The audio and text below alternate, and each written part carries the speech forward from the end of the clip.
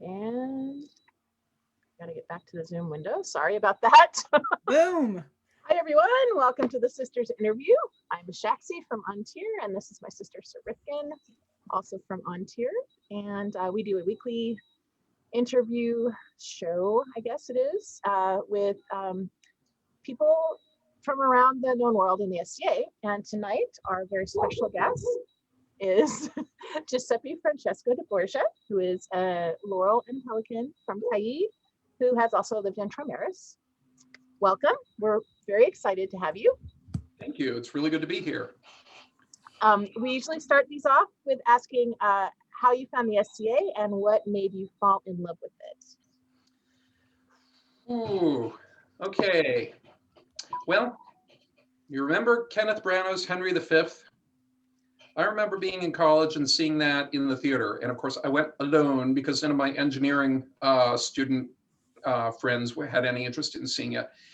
And I loved it. I was so into the history part of it, the geeking of it, just every little detail. And, you know, as I was sitting there in the theater, I was examining every costume detail and like, wow, this is so cool. People really do this kind of thing. And, you know, yeah, it's a Shakespearean movie, but I'm like, people obviously are really into this. And I found it depressing because I was like, I want to research more of this, but I don't even have the slightest clue how, where, anything like that. I was, you know, clueless college student in Florida. And luckily, there's a really big Ren Fair group there. And I started doing Ren Fair. And that was a tremendous amount of fun. I met people left and right who were geeks like me, but at the same time, Ren Fair season is this short. And there was that moment of like almost catastrophic depression after the last one ends. And you're like, I'm not going to see these people again for, you know, until next year. And I'm not going to be able to do this stuff again until next year. And I was like, I want to do this. I want to do this like a lot. That makes me weird, I'm sure, but I really want to do this a lot. And in the process, I found out about the SCA. And, you know, at first I was like, well, you know, I don't want a bunch of rules Nazis coming at me because coming from the Ren Fair angle, I was kind of poisoned against the SCA that, you know, they're a bunch of puritanical, you know, clothing Nazis and this and that and the other thing. And I was like, well, I'm pretty stubborn myself. So we'll see if this actually works. And if not, you know, hey, I will have given it a shot. And I went to my first event and I never looked back. I just fell in love with it because I figured, you know, it's the same geeks, it's the same interests, it's encouragement to go with those interests, and it's happening all year long. And, you know, you could do something every weekend and I was like, sign me up for life. And, you know, it's been, oh gosh, that was 1989. I haven't stopped since. So, you know, there's got to be something to it. Yeah, seriously. Did you find, I know with a lot of Ren Fairs, there's an audience that you play to. Mm-hmm. Did you miss that aspect of it at all? I didn't, because I'm very much an extroverted introvert and people think I'm very out there. But the fact is, I'm not. I get kind of a little nuts if there's too many eyes looking my way or so. I'm kind of would rather just be sort of off to the side working on a project. And if some people want to talk to me about it, you know, we can geek out about that, 2 or 3 people. So the whole audience aspect never did it for me, ever. I was perfectly happy to help set things up or be part of someone else's shtick or come up with ideas for them to do. But I was not really big on like, hey, I have this idea. I'm going to go out and I'm going to be the assassin and everyone's going to freak it. And no. It's like, anything but that. I'll clean up afterwards, but I don't want to do that. Yeah, that 2 or 3 people at a time thing is my sweet spot as well. That's good. So it's so needed. Yeah. And you know, not everybody's out there, and that's perfectly okay. And I figure sometimes it's really great to just hold your own little court. You know, you're going to have a little sewing circle over in the corner, and anyone that wants to join you can. And pretty soon you look up and there's like 10 or 12 people there, but it's fine because most of them are just minding their own business, doing their thing. And, you know, there's no anxiety that comes along with that, like a formal class or something like that. So A little That's kind of where I thrive. clutch of introverts off to the side. Yes. So did you have somebody that kind of mentored you when you first got in? I had, well, when I first joined, no, because I really didn't know anybody, but it didn't take very long. When I was in Trimaris, one of the huge advantages that that kingdom has, or had at the time, and I believe still has, is a lot of the events were full weekend events. So, you were there from Friday to Sunday, Friday to Monday. You're gonna meet people, you're gonna have some long conversations with people. There will be time to do all the things you want to do at the event, because it's not like you lost half your time setting up and breaking down. So very quickly, I ran into people that were, when they found out what my interests were, they were like, okay, well, you may want to talk to this person, or I can help you with that, or, this is okay, but it needs a little work, and here's how you could do it. And that's something that I was so impressed with when I came into the SCA, is there were so many people that they weren't interested in, oh, I'm better than you and here's why. They were waiting for someone to take by the hand to help them along the way. And that really instilled that concept in me, that's so important for us to do, is to really mentor and encourage. And, everyone's form of encouragement is going to be different, but, sometimes it's like, here's the supplies you needed, or here's that information you needed, or one of my favorite ones, yeah, that's hard. I bet you can't do that. That's way too difficult for you to do. Many of my apprentices curse my name for that, but in the long run, they're like, it worked, jerk. That's awesome. So did you eventually apprentice to anybody? I did. I became an apprentice to Mistress Glyndnia Wayne, who was an embroidery laurel extraordinaire. And she had been in the kingdom since way before the principality days. So she dated back. And when she asked me, I like screamed, my brains out, because she was the one I really wanted. And it was weird, because at the time there weren't a lot of people doing embroidery. And that was one of the main things I really wanted to get into at the time. And it's interesting, you were talking about Ren Fair. That really came from Ren Fair, because if I wasn't out performing, it was a matter of, okay, well, then you should be doing something that people can come and see and talk to you about. I'm like, well, what can you do in a Ren Fair that doesn't involve bringing out a ton of equipment? It's not like I'm going to weave something and bring out a big loom, or I'm going to like be dyeing fabric and bringing out a big cauldron. What's portable? So that's when I convinced myself, for this one demo, once and only once ever, I am going to embroider. Well, it turned into more than that. So I found out, I actually like it, and got into it, did a bunch of different styles. It was kind of like my Zen happy place, before my eyesight started going bad.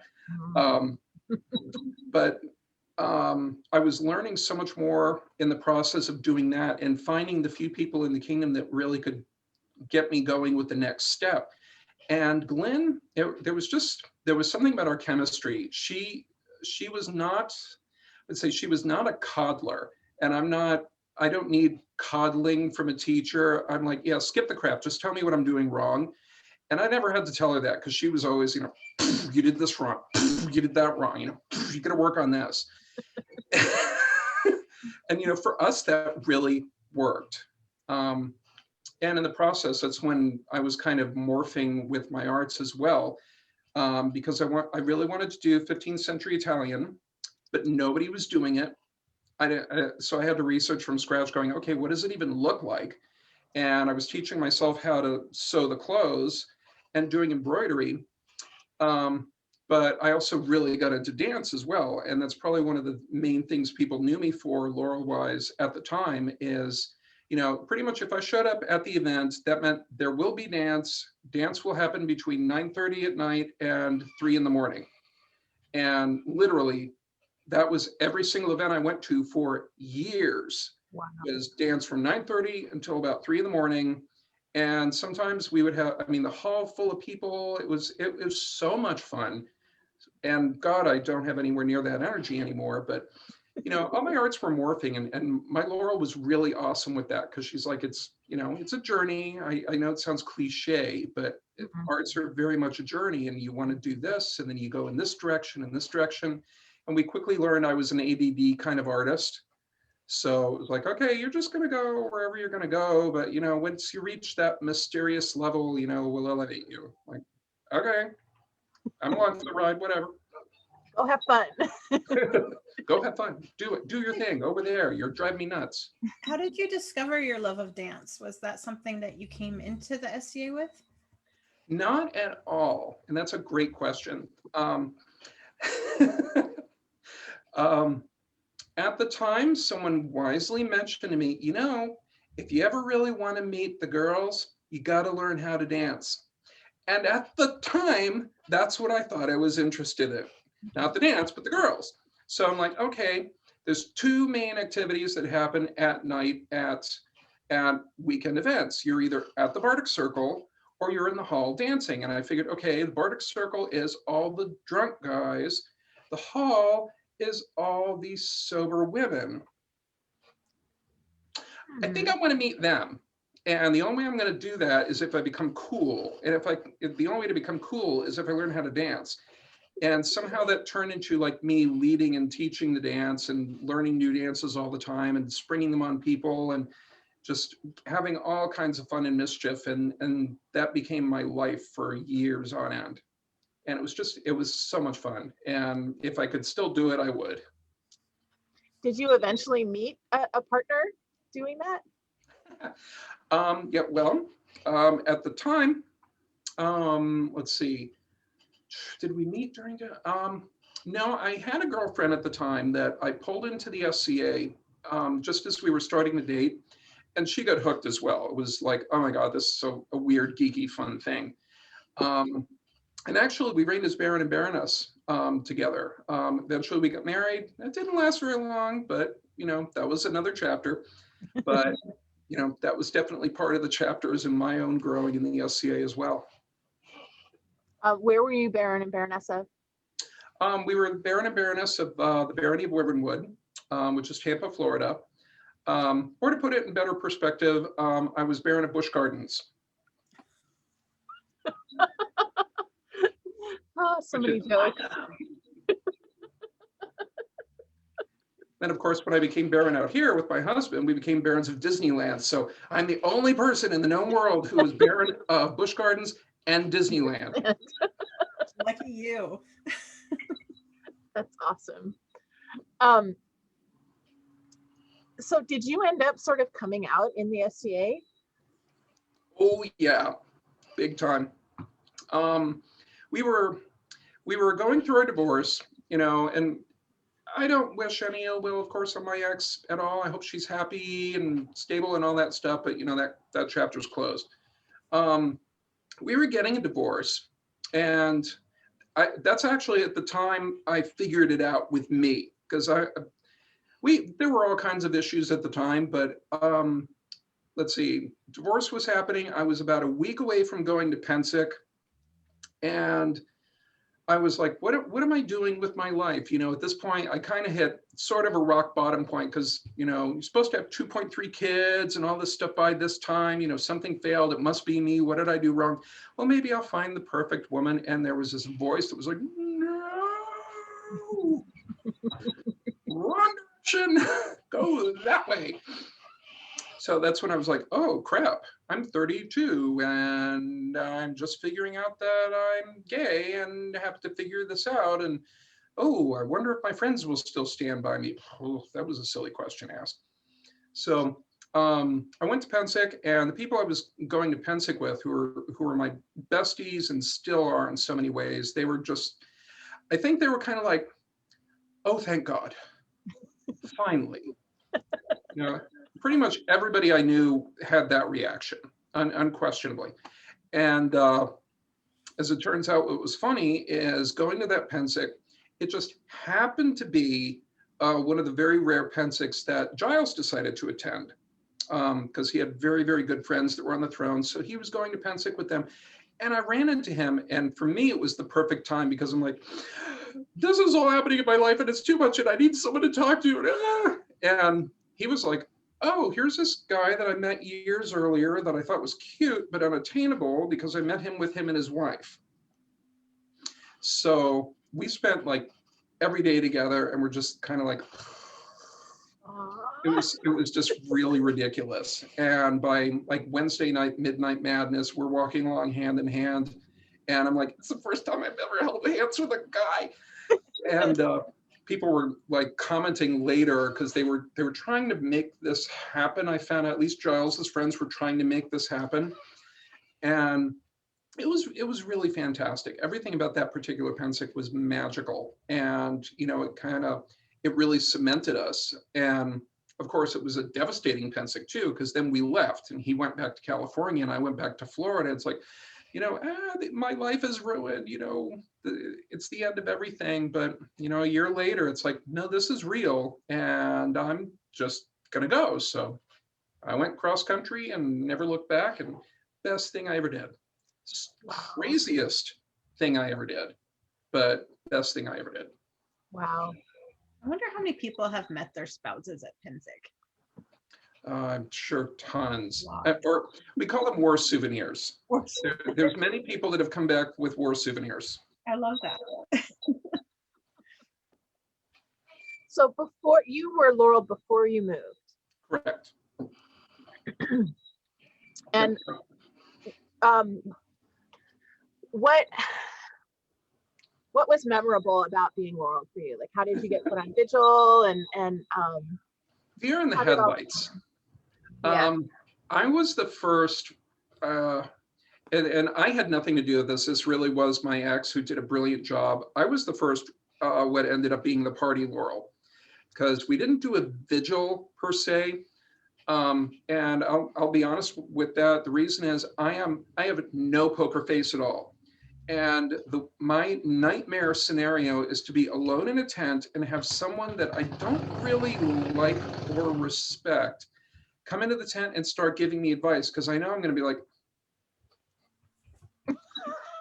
I'm laughing because I have the same sort of face. I cannot control it. so I was trying to figure this out. And at the time it was still kind of, you know, controversial for non-knights to have a vigil anyway. So it was like, okay, I'm going to have a party. And they set up like 3 pavilions and we had champagne fountains and minstrels and games and food galore in all the pavilions and actors and just all kinds of celebration. And, you know, that was all my ex and her crew that threw that together. And I had no idea what was going to happen. So the whole thing was just a mystery to me. And they came into the main hall and claimed me on Friday night and brought me to the party area. And it's the funny part is everybody thought it was really cool because no one had ever done this, but my Laurel and my grandma Laurel were furious because they were like, this is way too much for someone that's not even a peer yet. And like they insisted everyone should eat before you do, you know, you need to show a lot more like humility, modesty. And I'm like, I had nothing to do with this. But, you know, yes, ma'am. So I went with that. But it was really spectacular and very memorable. The elevation, not so much. The elevation was kind of a train wreck, but the party was fantastic. Do you want to talk about the elevation or no? What made it a train wreck? The elevation, the issue with the elevation is because the queen at the time decided, you know, no, she was going to throw the rule book out and she wanted to conduct this elevation. Okay, she's the queen. Okay. Only problem is she didn't tell any of us what she had planned, and we didn't realize until court she had completely forgotten about it. So I was the second order of business. I had no idea what was going on. I finally get, you know, called up to court, and she was trying to be cute, saying, you know, well, you do these things kind of okay, and these things kind of okay, and these kind of things, but then like proclaimed me for my mastery of sewing, and I was like, okay, I thought it was going to be embroidery. Okay, news to me. And I even looked around, and people were like, go with it. So It was awkward. Just take it and run. Yeah. At that point, I was just like, I'm going to throw up if I try and open my mouth anyway. So just do whatever you're going to do. Interesting. It was weird. And I would definitely coach people in the future. I don't care who the crown is. Do not go into your elevation blind. Insist on knowing every detail. Yeah, we have a form for that in our kingdom. Yes. We do. And It's go ahead. You want to I was talk gonna about say, it? most of us are in charge of our own elevation, and we get to sort of, you know, with the crown's grace and blessing, we get to sort of write our own ceremonies as long as they follow, you know, a form. But yeah, we have a whole form, so everything is planned out. You know exactly like who's doing the scroll, who's doing the regalia, who's talking. Done. Yeah. Nice. Yeah. So and the crown, you hand it in. You show it to your peer. You show it to the crown. Everybody signs off on it and agrees on. So it's almost like a contract. Nice. So everything's taken care of. Yeah. Yeah. I think Julia's to blame for that, maybe, or maybe Ula. I'm not sure. But it's a good thing. Either way, you're in good hands. Yeah. Yeah, CAID is much more standardized in terms of the ceremonies and such. Trimaris at the time, not so much. So yeah, it was an experience. We'll put it that way. I mean, obviously you were apprenticed to someone and you were on the arts path, but was peerage something that you really aspired to? I would say yes, and I always have to emphasize this whenever that evil subject comes up of like an associate that says they want to be a peer. It's like, yeah, and what's wrong with that? It's like, I can't imagine you'd be going to medical school if you didn't want to become a doctor and vocalize that. So I very much wanted to be, but at the same time, my view, and I was very clear with my peers, is it wasn't a matter of I want this. It was, I want to earn this, and I want you to help me earn this. And if I have not earned this, I do not want it yet. And your job is to make sure that that doesn't happen if I didn't actually pass the bar. Whatever bar that is, you guys come up with that. But I didn't want a hollow victory, if that makes any sense. Completely. And you were lucky you had somebody that you could trust to do that for you. Mm-hmm. I think that's Yeah, good. we had the most direct type of relationship, and that's something I very much appreciated. But that's also, to be fair, that's also a little bit more of an East Coast thing, that direct conversation and direct communication. I find that we don't do that quite as well on the West Coast as people do on the East Coast. It's just an interesting little cultural difference, not only in America, but just in the SCA. Yeah. That's kind of one of the things with my apprentices, I'm pretty direct. This is your path, where are you going, and we have to be able to communicate about that, and that's really important to me, because I don't want to be that peer that's become useless to their student, and Right. Nobody can talk about it. So anyway. Well, there comes a point where you've been together long enough that you don't need to spend all your time cushioning, saying, well, I like the way you did that. It's cut through the crap. No, I talked to you about this. You should have made this better. Why didn't you? Are you having trouble with it, or are you just being stubborn? But with love. Yeah. Tough love. Yeah, very cool. So when you moved to California, did you feel like you were sort of starting the SCA over again? In a lot of ways, yes, and in a lot of ways, no. How's that for a good generic answer?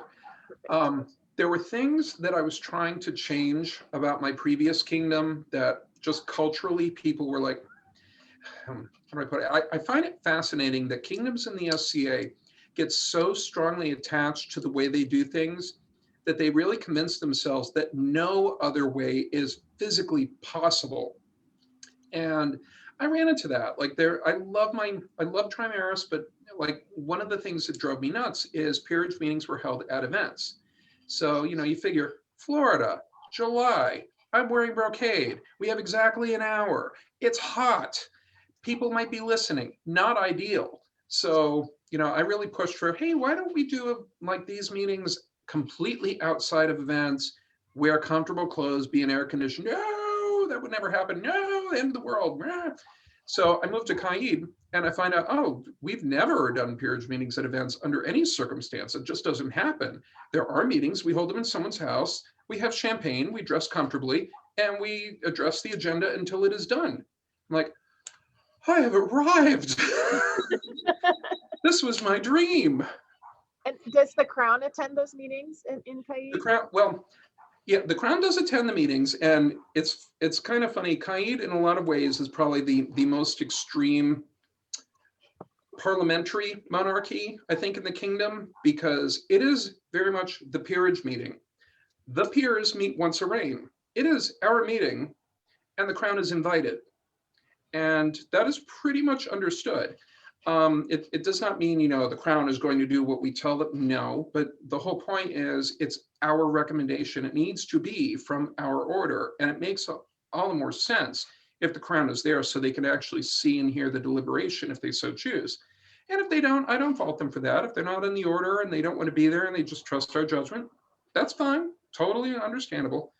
But I like this model. I can't say that I'm particularly a fan of the model where whoever wins that particular tourney can override what all the experts in the field say, because that drives me nuts. Because when it comes down to it, it's like, especially, in the Laurel meeting, the Pelican meeting, whatever. With the Laurels, it's like, we're not really guild masters. You're not really Crown. We really are trained, fine artists, and we know how to vet other artists. You're the person that won the Crown tourney. Don't tell us what we should know. And same thing in the Pelican circle. It's like we've been up late at night doing the cleanup, doing this and that and the other thing, while you were like sleeping off your drunken celebration with the boys. Don't tell us what service constitutes. So it's been a really good balance of respect, I think, and I love the model that we have. I don't think there's any other kingdom that does it this way. And every kingdom is valid, every system is valid. They all have the pros and cons, but I really like the way we do it. It's the way I would design it if I were redesigning the SCA. We our councils, well, Laurel and Pelican are kind of a mix of that. We are divided up into 6 or 7 regions because we're so big, and the regions meet in person and vet candidates up to the point of getting ready. They're ready to go to Kingdom. And that's fascinating to me. Yeah, and then they're so huge. Yeah, and then we put together like a PowerPoint or a dossier on the person, and then we take them to Kingdom, and we have Kingdom meetings at events. At all Crown events have peerage meetings. I've heard about that. I forget the first time I heard about peerage meetings in on-tier involving PowerPoint presentations, and I couldn't stop laughing just because it makes sense, but at the same time, oh my God, we put a lot of work into this. So I think it's pretty cool. Yeah, we do put a lot of work in it, tracking candidates and stuff. It's a little insane. I imagine, especially, you've got somebody in a different country and you've never met them. What are you supposed to do? We had that when I moved here. We still had New Zealand, and that was very alien to me. And we also have Hawaii, and it's like, well, how many times do we get there? How many times do they get here? So even though we're a tiny kingdom, we still have that. Yeah. Have you guys used Zoom at all to connect with peers over there during this time? We didn't before the pandemic because we had never done it before, and by God, it's not something that would ever work. Now we do. So, and that really begs the question, after the pandemic, hey, it worked before, why not keep it going? I really don't know what the future is for peerage meetings here. If we're going to do them in person, if we're going to do Zoom, if we're going to do a little of both. And to me, I really like that idea. As much as I like meeting with people, physically and being able to talk in person, it's not fair to ask somebody who lives in Las Vegas to drive out here, or, you know, if you, obviously, if you're on Maui, it's not exactly easy to get to a physical peerage meeting. So, you know, I like this idea. It's like, let's take advantage of that middle initial in SCA and use it to our advantage. Yeah. And then you can share share screen the PowerPoints. Oh, absolutely. You don't have to make photocopies. I guess I'm going to have to learn PowerPoint at some point. It doesn't have to be PowerPoint. It can be just a Facebook page. I mean, that's how easy it can be. You can pull up the candidates' Facebook folders and show all their work that they've posted. And you know, that's very true, especially because they posted it. If they made the mistake of posting something as like, look at this great thing that I did, and it's crap, it's like, Do you have any comments on that, Rifkin? No, I was just gonna say the West Kingdom's been using Google Docs and like the Google Suite, and so I think that's also another avenue that would be worth exploring, because it's all there and you just log into Google and nobody has to do a PowerPoint presentation because you all have access to the same information. Yeah. Actually, I can't remember her name because my brain is not working today, but that's what we have in our region too. She's set up files for every one of our kind of upper 2-tier candidates. So we have a picture and we have a name and then pictures of their work that all of the council can access and look at.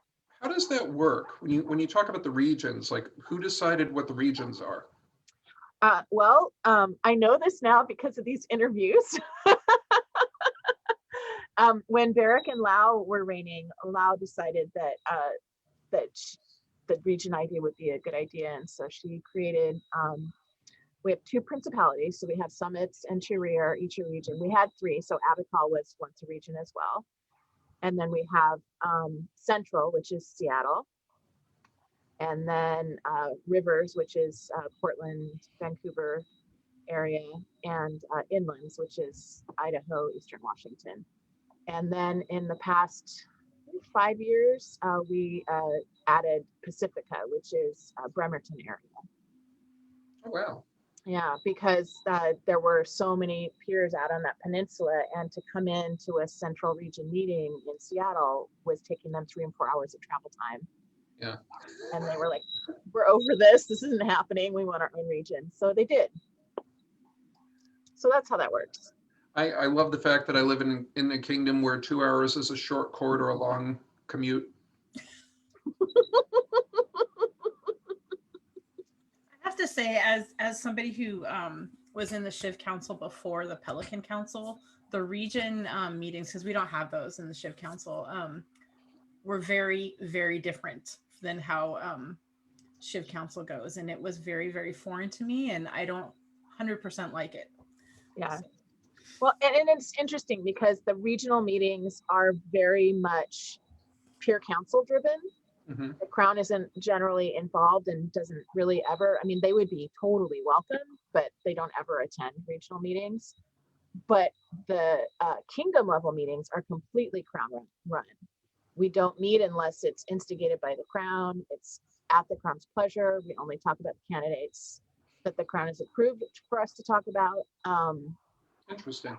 Yeah, and so if we don't have a really engaged Crown, that becomes really hard. If they're not leading us, we're like, I don't know what to do. Yeah. So I'm fortunate we haven't run into that here. More than anything, usually the Crowns here are like, you know, oh, I hope you guys have a recommendation because we would really love to make, you know, a blah, blah, blah, or whichever peerage. They know they're not necessarily invested in the person. They really want the ceremony and the opportunity. So they're kind of disappointed when we say no. Yeah, but that doesn't happen often. Yeah. And it comes in waves. It's interesting. Mm-hmm. Okay, so let's we got totally down a rabbit hole. I apologize. Let's circle back to coming into California and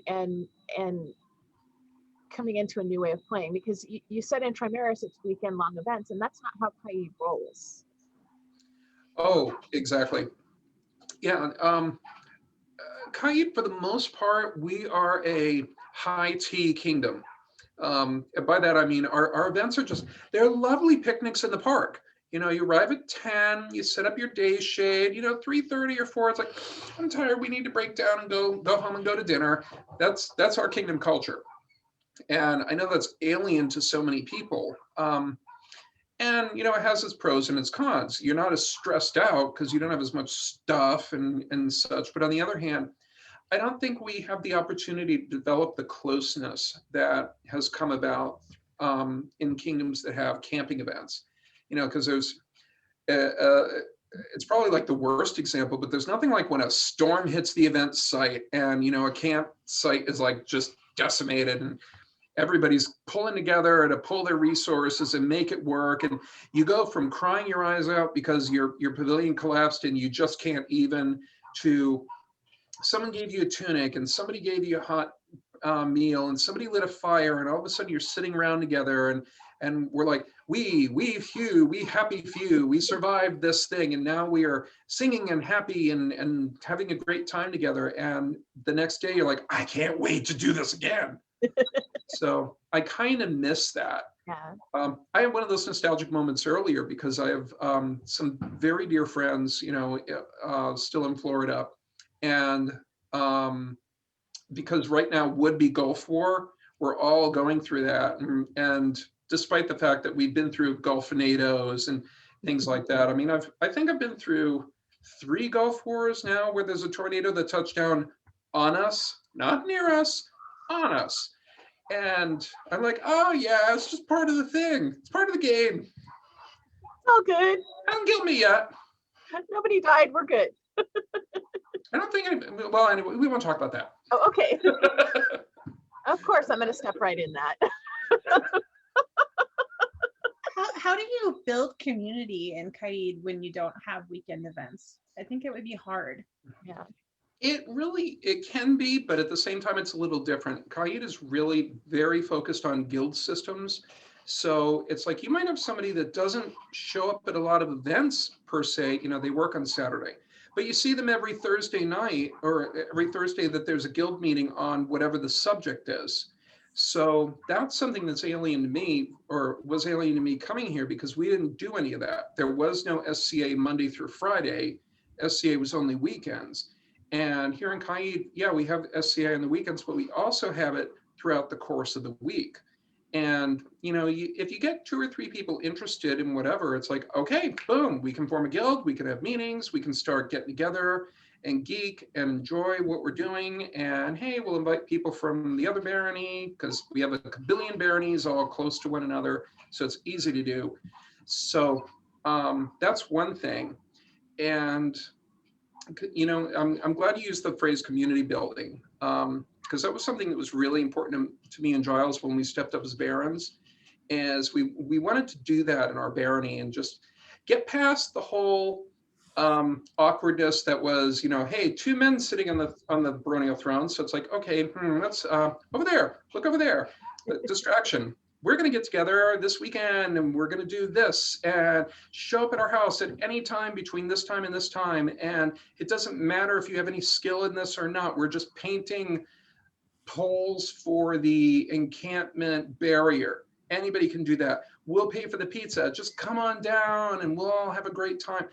And that was, I think, the biggest, most successful thing for us in our group, because it really did create community. I found out that, one project that I really didn't think would get off the ground, not only got off the ground, but I had to go, oh crap, I need another idea. Okay, we're going to do this now. So we just kept making things. And that really built a community. And I think that's one of the best things the SCA can do, because if you can do something that just requires labor, but not necessarily, not all the skill and the backing and the artistic stuff. It's like, if you can nail a nail, if you can paint something, it doesn't matter if you've been in for a day or 20 years, you're of the same importance just because you're helping the project. That's what I think the SCA can do for community building. Just be inclusive that way. Be very inclusive, but also make it so that it's easy. It's like, look, There's no thinking involved in this. Just paint in the lines. That's all you have to do. And if you can't do that, stand back and clean the brushes. There's a way you can do it. Just got to be a little creative. Or wash dishes later, you know, Yeah, contribute a little something. it's all good. It's all important. Well, how long were you, you started in 89. What year was it that you moved to California? I'm just trying to. I moved out here in 2002. So I've spent most of my time out in CAID now. Okay. And how long before you became Baron? Baron. We do that. That would have been 8 years ago, a little more than 8 years ago now. And my first time as a landed noble was, we'll just say it was not pleasant. We'll just kind of leave it at that. There were a lot of circumstances. You know, the group was going through a ton of turmoil, and we also had that brand new thing called the internet, which, you know, flame wars, we didn't know about those until then. So, you know, all those things were happening. I was like, absolutely never again. I swear upon every holy book, I will never do this again. And then Giles happened. So, yeah. Looking back at that, it was interesting because as much as I didn't want to do it because of my own, you know, personal previous, you know, issues, trauma, I realized that my husband had his own. And by that, I mean, he'd been playing in the FCA for significantly longer than I had been. And he started off in Anstiora. And basically, he had always been denied the opportunity to step forward as a landed noble because he didn't have a girlfriend. And a couple of times he was told that outright. And, you know, that's not fair. And he'd been harboring, you know, some resentment towards that. And I was like, well, I have my resentment. He has his. Okay, if I can make this good for him, I know what to expect. And it was the second time around was magical. I had such an amazing time having a different group, different kingdom, different circumstances, different age, all the thing, you know, it just worked out magically. And our barony was so strong, so supportive. The kingdom was supportive. The FCA was supportive. I can't compliment everybody enough. There just were no issues, and it was nice. That's How fantastic. long did you guys serve? We served for 4 years. So I can't remember. Were you the first same gender couple to do baronial? we were the first same gender couple, period. So before, you know, before there were kings and before there were any other landed nobles of same gender, we were it. And you better believe that kept me up at night. Yeah. I was not comfortable being in that position at all because I'm like, oh, great. So if Joe screws up, this screws it up for everybody. And the chances of me screwing it up is pretty high. So it was a lot of pressure. And I was like, please, may the charmed double rainbow that is my husband make it so that we never have trouble. And luckily we never did. But it really made me nervous because I didn't feel like I deserved to be in that role of the first, and still, honestly, still don't, because I feel like there were other people that did the work that made it so that we could do it. And we were very much standing on their shoulders in their work. And, you know, I will always give them credit and acknowledgement for that, because who knows, we may never have gotten to this point. Yeah. And it was on tier. Yeah. It was a really big deal for a lot of us. And to have the joy of seeing you be able to step into that role was very fulfilling. I'll just say that. And, well, I love the fact that it opened up the concept for so many different models, because we had, you know, there was us, and, you know, there obviously were some other gay couples, but then we saw like a mother and a daughter. Then we saw a couple of sisters, and it was like, boom, you know, all these things that actually, contrary to what most of us were taught, really did happen in history, which is what we're supposed to be studying here. Yeah. You know, because that's one of the hardest things, I think, as history students, is we forget that sometimes we're mistaught history, and we're taught some very bad history, and we have to just grit our teeth and learn the truth sometimes, and that means unlearning all the things we'd learned before, because I never thought that there was such a thing as same-gender rulers. I was dead set against it. First time the concept came about, I was dead set against it. I'm like, nope, I'm a history geek. Nope, nope, nope. And it wasn't until like one of the Uber heralds who just lives to research this stuff that I couldn't even begin to figure out said, well, actually, here's this massive list of same-gender from ancient Greece all the way through to today. And I'm like, okay, there goes my argument. I got nothing. I got nothing. It's like father, son, brothers, sisters, aunts, brother, sister, just whew, everything that we could imagine has been done. So, okay, I've been miseducated. Well, and people are people, and they have been since there have been people. So of course all of those variants have happened. Mm-hmm. So it just makes sense to me.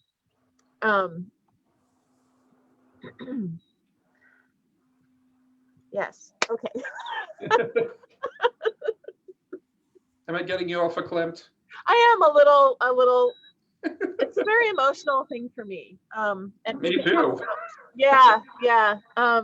I was when we stepped out, I was like the worst ugly crier.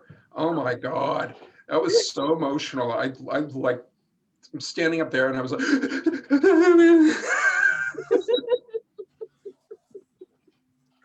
and you when same-gender couples have stepped up in other situations, you've made an effort to be there a lot of the time. Is that correct? We've tried, and it's impossible to do because there have been too many, and that's great actually.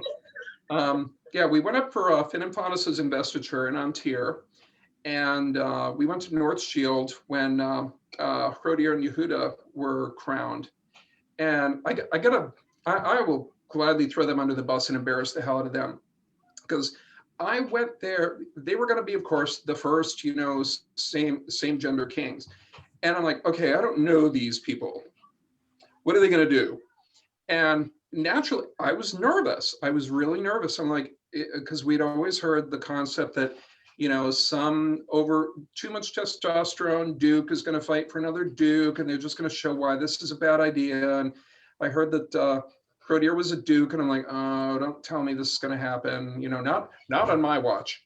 So we went there, and I was so blown away at the grace of both of them. And particularly in the back of my mind, even as I'm sitting there in court, because they invited us up to join them in court, I was really wondering what Hrodier's motivation was. It's like, why are, you've been on the throne several times before, other than just always being king. It's like, why did you want to fight for a guy other than, he's your bestie?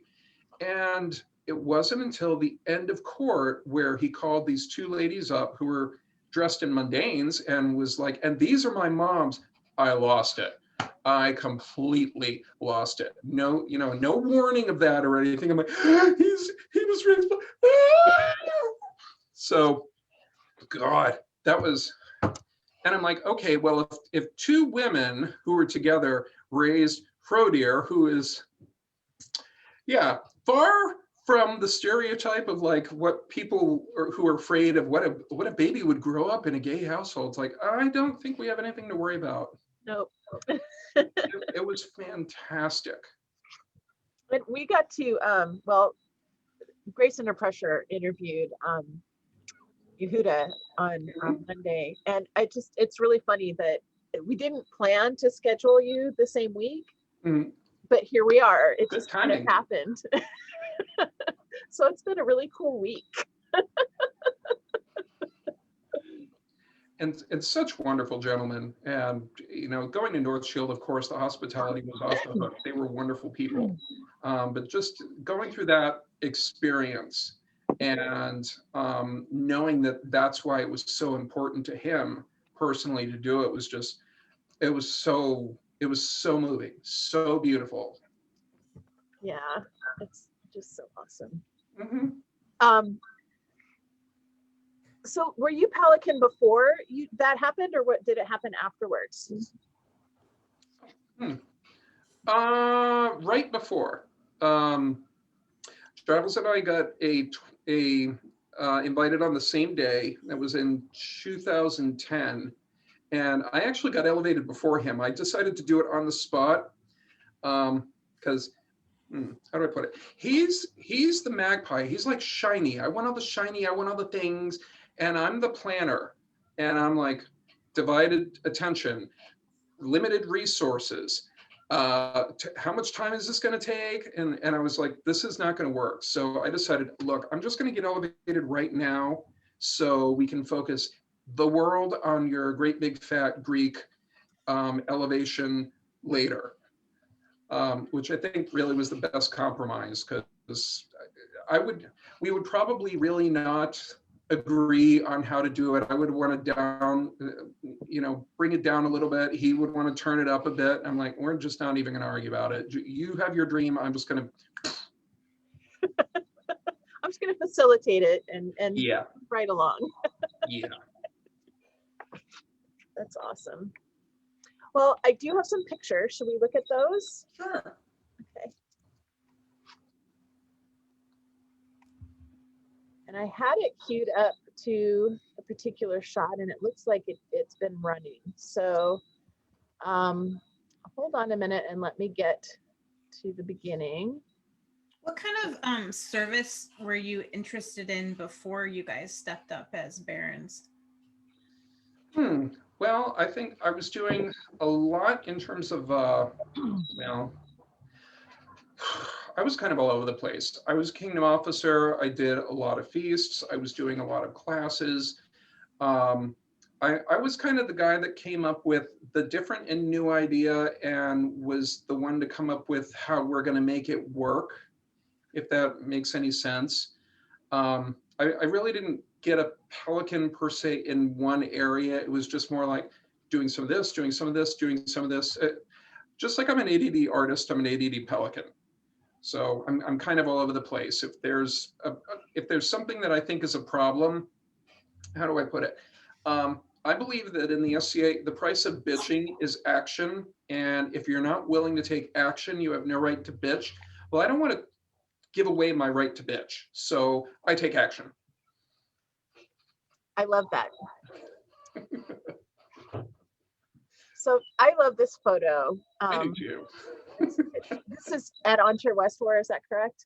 That is correct. That was at the Cook's encampment, where we were doing all kinds of ridiculously yummy period food and feeding and accosting people as they were walking along the road saying, come over here and eat period food. Oddly enough, no one turned that down. But we just happened to have this moment, and it was the day that Eulalia was elevated, which was freaking awesome. And we're sitting at these lovely tables, and there was a sweet little Ivan was the photographer. He just happened to be there, and he's like, okay, do some kind of feast pose. And I was like, oh my God, Last Supper. And we just struck this pose like instantly, and he took the picture. It was so candid, but it was like, oh my God, that's perfect. That's so great. So great. It was so dorky, but it was fun. She's amazing. I love Eulalia. I love Eulalia. She taught me how to do hot water pie crust, and by God, I have never gotten it wrong since then. She is fabulous. Oh, I was so young. I didn't have any grays. So this was about 5 minutes before court was going to start when I was getting laureled, and I was trying really, really, really hard not to throw up. I was terrified, especially because, like we mentioned before, I had no idea what was going to happen. And I kind of thought that was normal, so I didn't object to it at all. Silly me. Yeah, so no need to get people stressed out like that. Look at these Let's see. fabulous outfits. This was fun.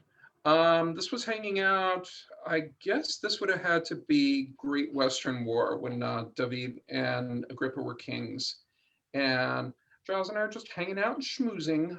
We were chamberlains for that reign. So We had a lot of contact with their majesties at the time and tried to keep everyone out of trouble.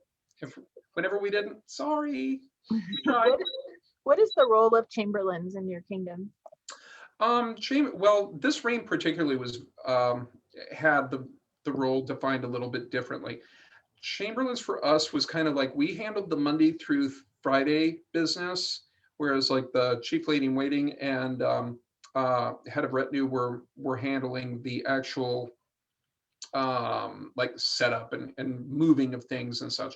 We were kind of more like the strategizers, like when to do what, how to do what, who do we need to talk to, you know, who needs smacking down, things like that. That was kind of our role, is, you know, the behind the scenes greasing of the wheels, basically.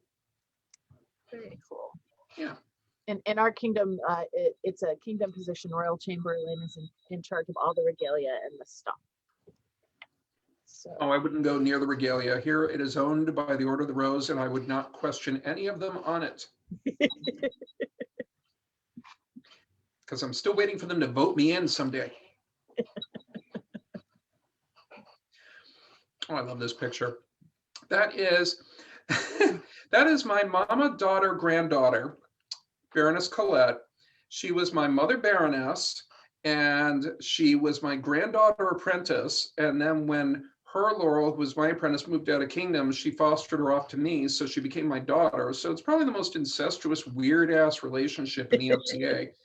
But that's kind of typical for us, where, you know, the branches kind of go in circles.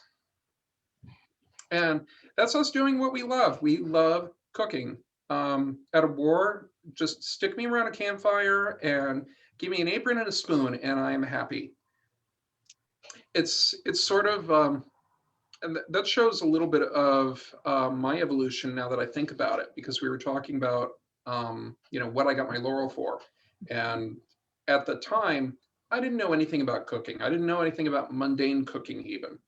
But I started taking apprentices, sort of like my laurel had taken me, but the journey goes in a different direction. Mm-hmm. I took some apprentices that initially wanted to do one thing. I apprenticed them, and then they decided, whoa, I really want to get into cooking. So that's when I was like, crap, I'm going to have to learn how to do at least some of this if I'm going to be of any help to them whatsoever. And little did I know I'd become obsessed. So I'm completely obsessed with period cooking manuscripts nowadays, and have copies of pretty much everything, and run the local cooking guild. And I think most of the people in my kingdom now think I'm a cooking laurel, where I just kind of have to chuckle about that. But it's and most of my graduates are cooking laurels, which is hysterical now that I think about it. But it's all good.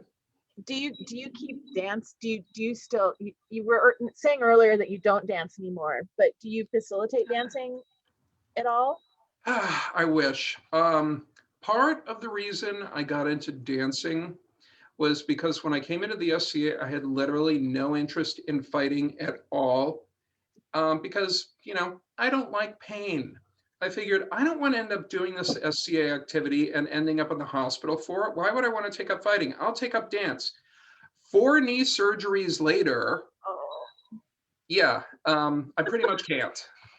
So, you know, I could do like a dance and then I'll be limping for the day. And, you know, I can and I can teach it, you know, from a chair. But at this point, I've probably forgotten more than I can remember.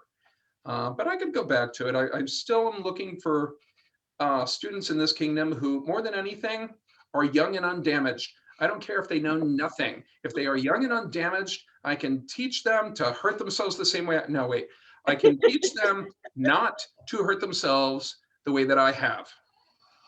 And that is my dream. And then we will get dance going in the kingdom again, but I can't do it. Oh, so this moment, this was in the kingdom of Atlantia, when I made a surprise trip when my grandbaby was getting laureled. That was Drew d'Anjou, who is a knitologist. That's what I labeled him in the SCA as, because he is a godlike knitter. And the whole plan was for his laurel was going to pick me up at the airport, and we were going to just hide me away, and it was going to be a big thing. And it turned into a bigger thing because that happened to be the weekend that there was this massive snowstorm right in the area that I was, and they canceled all flights going home. So I ended up making a lot more extended family than I planned because I was stuck there for another day and had to crash out at the house of people that I hadn't even met yet. And I'm like, I feel so bad for doing this. They're like, this is great. We had the best time. So I'm looking forward to the day I get to go back.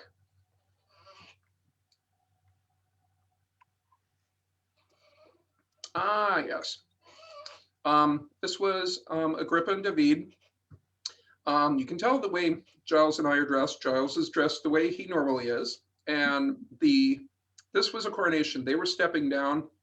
The incoming king and queen, the queen was and is my apprentice, Steina. And they were in Viking. So I'm like, oh, I guess I have to do Viking. So I had to dress up in Viking to please them. And we certainly didn't expect this, but sort of as last business of court, they called us up as their chamberlains and blah, blah, blah, blah, blah, blah, blah. And here's your augmentations.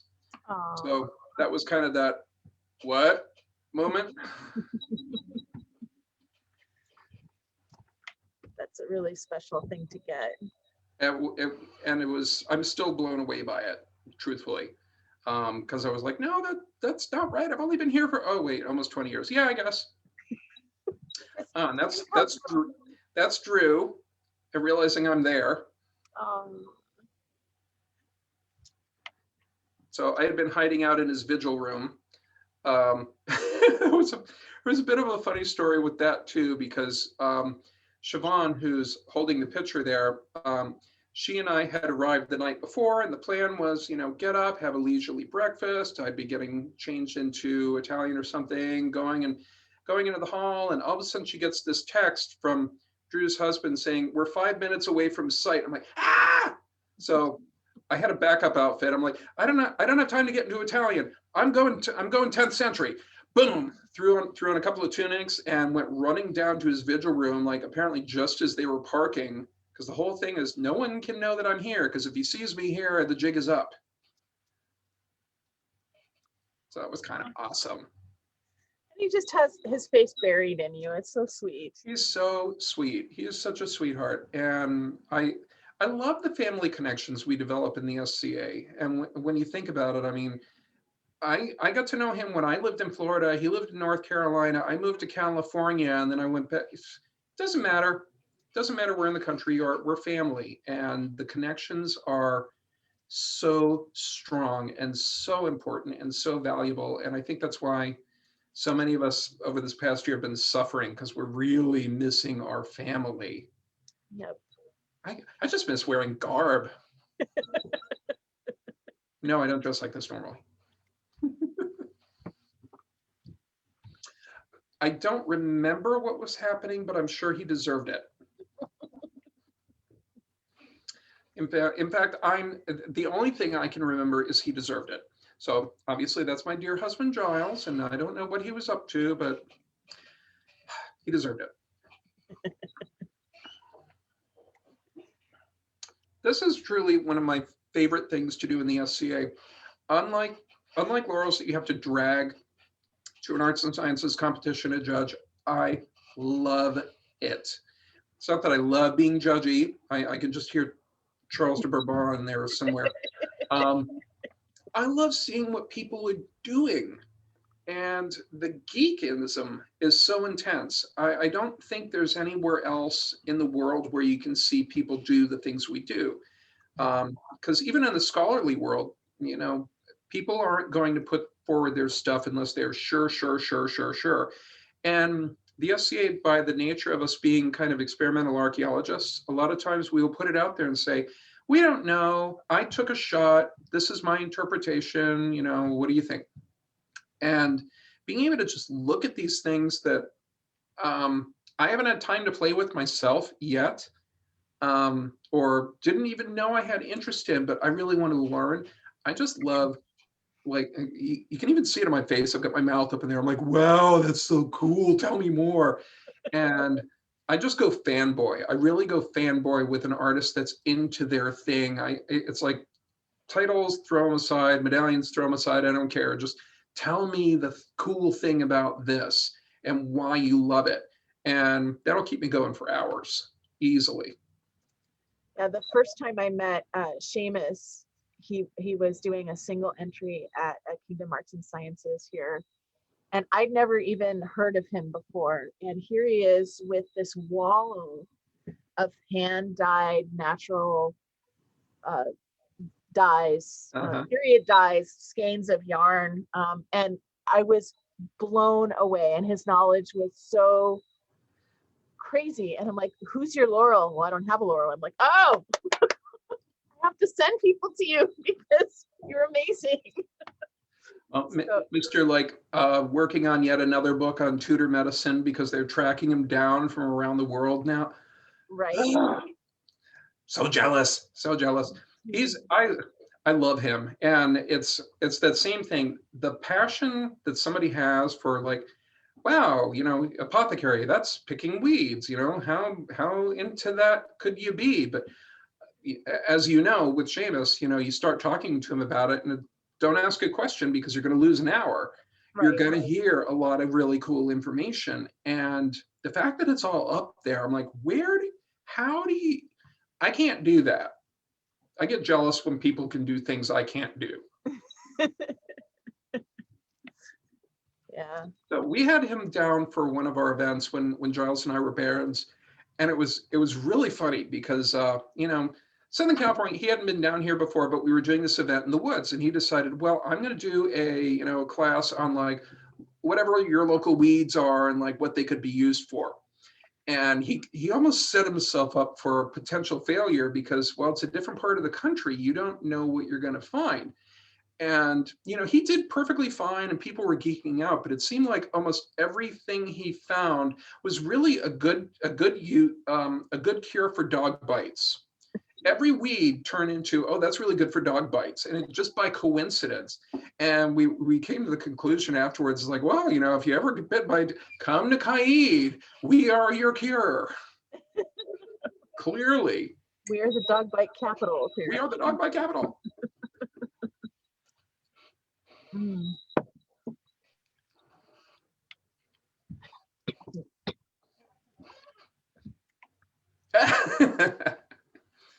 I love that moment.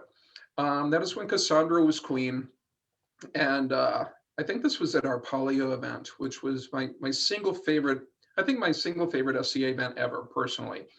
And I'm just casually handing her a gift from our barony and the populace. Cassandra, I love Cassandra. She dresses, beautifully in 16th century Venetian, but she's also quite the fashion snob, in the real world, because she can. And I asked my apprentice to embroider a bunch of fashion labels for her to attach to her garb. So they were all hand embroidered fashion labels of whatever type. And I was like, this is either going to work well or not. Well, you can tell from the look on her face. I think she liked them. And Giles is like, is she liking it? I don't know. There are many times that Giles was like, I don't know about this, but I'm just going to go with what Joe said because I want peace at home. And well, it worked. I love this. Is awesome. This was during Athanric and Sigrid's reign. We had the wonderful opportunity of getting to travel with them to Western seas. And of course, as barons, we wanted to definitely make a point to go to different baronial anniversaries throughout the kingdom, which in our kingdom, it's a little bit of a challenge because we have like 13, 14 baronies. So that's a number. You can't really do them in a year. And Western Seas is Hawaii. You can't just boom do that. But we decided to do it. And I'll tell you, Western Seas, you cannot find more hospitable SCA people in the world because they are so thrilled when anybody from the mainland actually goes out there. It's an occasion in and of itself. And basically, like when it came down to the king and queen and these barons want to come out at this time, they're like, great, we will throw an event for it. And I'm like, well, we've never had people throw an event just because we could show up. That's kind of awesome. And here's where they set up this it was kind of like siege weapons. We had this water balloon slingshot, and there would be a fighter standing on the beach, like right in front of it, just waiting to get hit to see if you could hit him. I didn't hit anybody. You look really determined. I'm kind of really bad. Yeah. Oh, yeah. I look determined. But yeah, let's just say it's probably, I don't think it really matters that I never put on armor, because I don't think I would have ever been a threat. I think if I had ever been knighted, I would have been Sir Speed Bump. So definitely not my strength. And I just love this shot. True. I think that's funny because I'd not seen that before. I think that was the moment that they mentioned the augmentations, and I just was going into shutdown mode because I'm like, I don't know what to do. I don't know what to say. I'm really overwhelmed. This is freaking me out. My baby apprentice is about to become queen. I'm already kind of freaking out. So it was just so cool. I do like that though, because that shows Master Snorri's handiwork. He's fabulous at knowledge binding, which is something that I will never understand. It's complete evil sorcery to me. So you haven't had the right teacher yet. Was that? You haven't had the right teacher yet. He tried to teach me, and he even warned me that there's always going to be one student that cries in my class, and I wasn't the crier, but I couldn't get past a single wrap around my thumb. I'm like, I'm sorry, this does not work. This is part of the Y1K problem. Yeah, it's a really weird art. I couldn't get it. I couldn't get it. And then all of a sudden I just started doing it. Like I made up my own stitch. One of my apprentices was elevated for knot binding. And she's like, oh, that's the blah, blah, blah stitch. Who taught you that? And I'm like, I just kind of figured it out. And so I'm a one-trick pony. I can do that stitch. I do not get it. I think it looks beautiful, and I'm really happy for people that get it. I am not one of them, and I've had to come to the conclusion that I'm not going to be able to pick up everything that the SCA has to teach me. Yeah. The yarn in this hat too is just beautiful. Oh yeah. I love He gave me a choice. I was like, I want that one. Just gorgeous.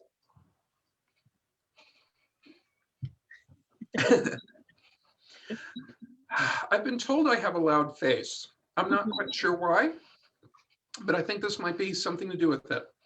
Yeah, this had to have been from the same court, and I'm betting because this happens very often. I would not be one bit surprised if it were either Giles got a compliment and then I got a rider along with it, or my husband got credit for something that I actually did, because that happens all the time, to the point where it's actually become a joke and it makes me laugh. But the amount of people that confuse us, and I'm like, how can you possibly confuse us? I don't wear Elizabethan ever. He's way taller than I am. Blue eyes, brown, whatever. I guess we all look alike, whatever. But it's just become the running joke. And I think that's what was happening in that moment.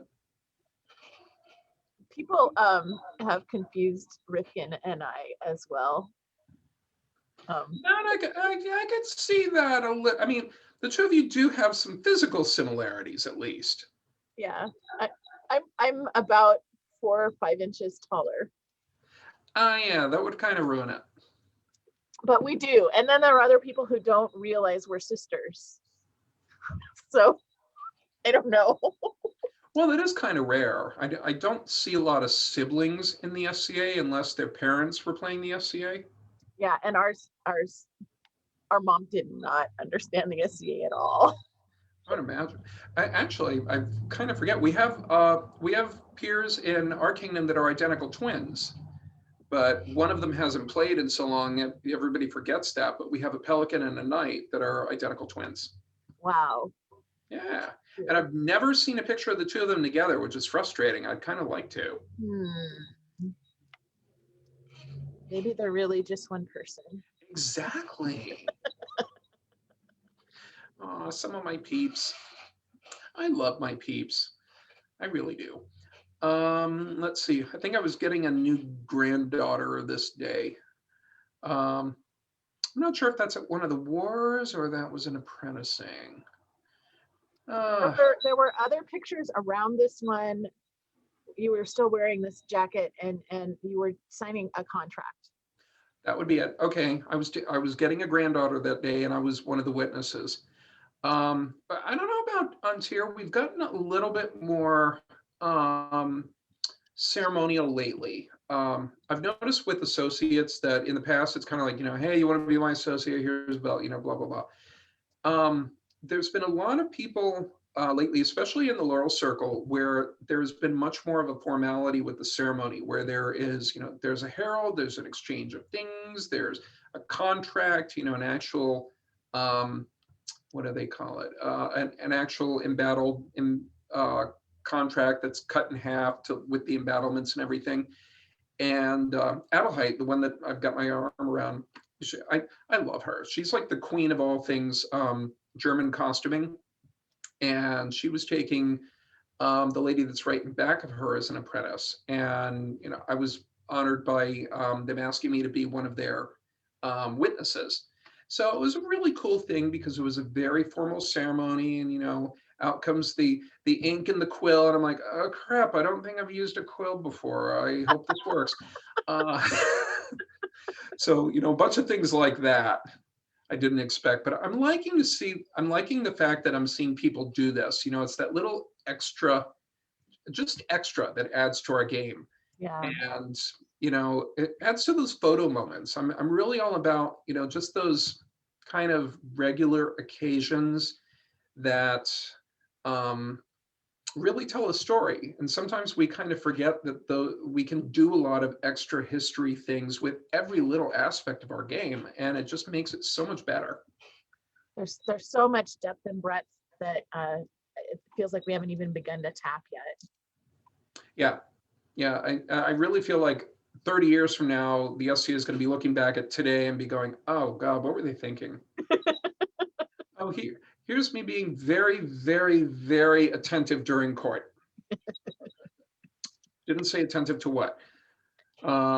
Clearly, I'm working on some project, and that was the most important thing. To me, this tells me I had a deadline and I was behind. Which actually for me is rare. I am always been the get it done a week in advance or you won't use it kind of guy. So for me to do anything last minute is kind of very unusual.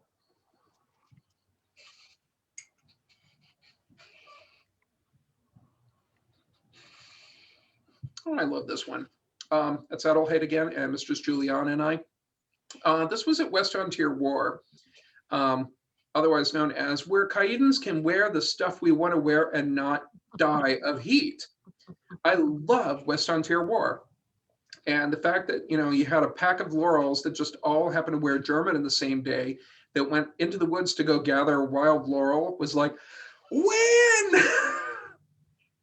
That was so much fun, doing like an herb walk and such. And going back to our earlier discussion, this was the path that previously I had gone on an herb walk with Seamus, so I already knew what to look for and where. So I got to act as like local herb tour guide, and it was just fun.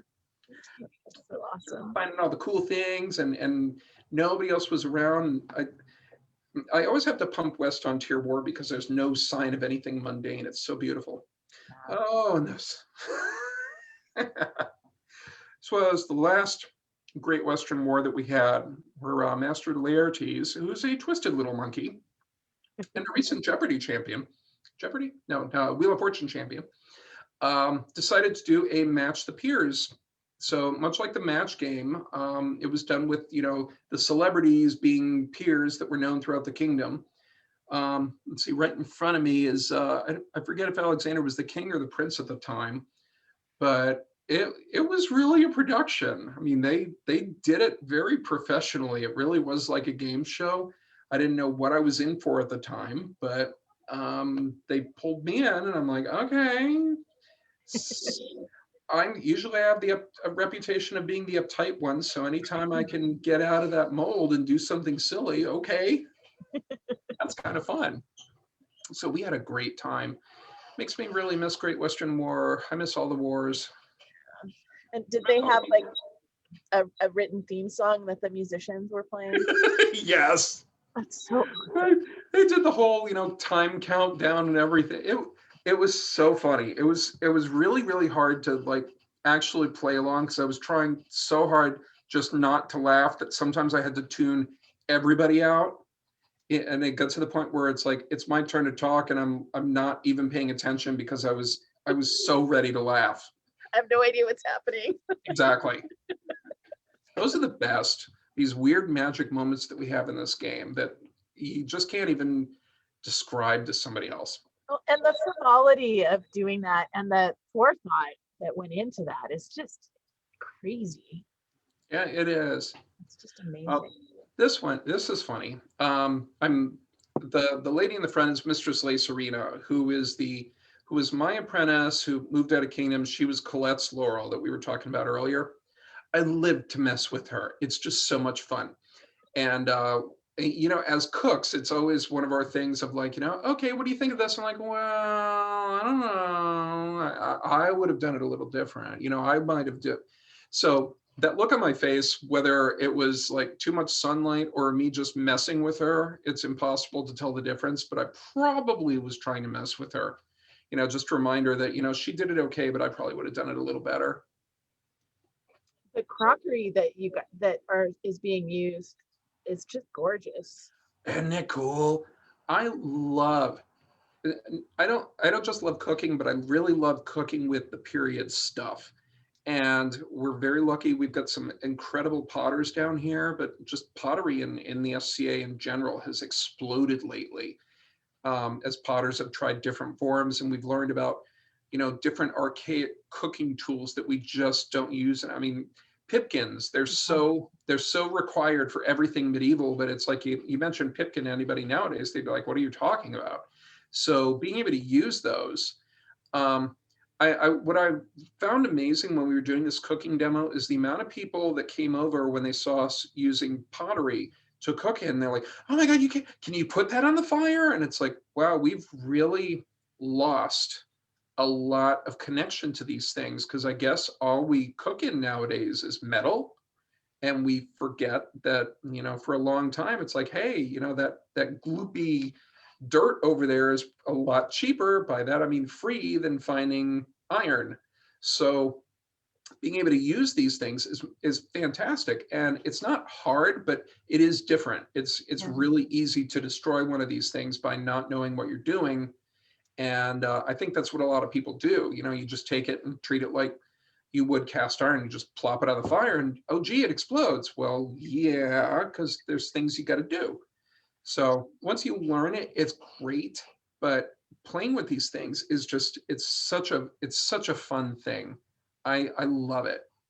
Of course, I don't really love having to pack it up and bring it and then bring it home. That's where it'd be nice if we had other people to do that. Yeah, I was going to say that's a lot of bricks. And I would suspect that being in California, the fire hazard is something that you really have to mitigate for when you cook. Oh, seriously. It's hard to do a period cooking demo in Southern California where the state is always on fire.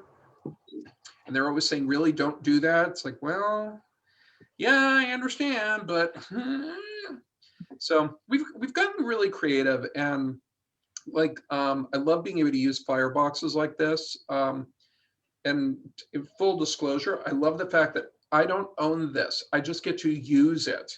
I love being able to have friends that have these things that bring them out. And often in the cook's play dates, that's something that we do is like a lot of people just, bring your stuff, bring your stuff, bring your stuff. We're all going to do communal stuff. So if you bring this and you bring this, we can have a full kitchen. And I think that's the only way to really make it work because of the amount of equipment you need for these things. But when it works, and when you actually get to sit down and eat the stuff that you've been, doing the hard way and cooking all day long, and it's not only rewarding because it's delicious and you get to sit down, but it's different. It's just different. Like when you're doing a roast over a fire and you're doing like a flour gravy dredge, which you don't do in modern cooking, it has a different texture, has a different flavor, and it's delicious. And it's not like anything you would even have in a restaurant because they don't cook like this anymore. Yeah. So it's fascinating to me because that's one of the true really period experiences that you're not going to get unless you do it. Yeah, yeah, for sure. I love this hat in the middle here. That Isn't looks that like, cool? yeah, It's so period. that's really fabulous. Yeah, and absolutely critical. Oh, me being a poser. I forget what event this was. We were doing some kind of fashion show thingamajig, and I was told just, show up with 15th century attitude. And I'm like, oh, I can do that. And is this your embroidery work on the sleeve?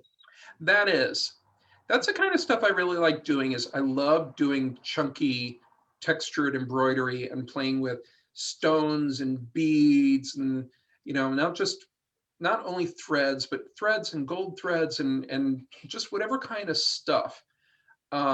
We see in the 15th century Italy a lot of embellishment that's done on the outfits and, jewels that are attached to the outfits and such.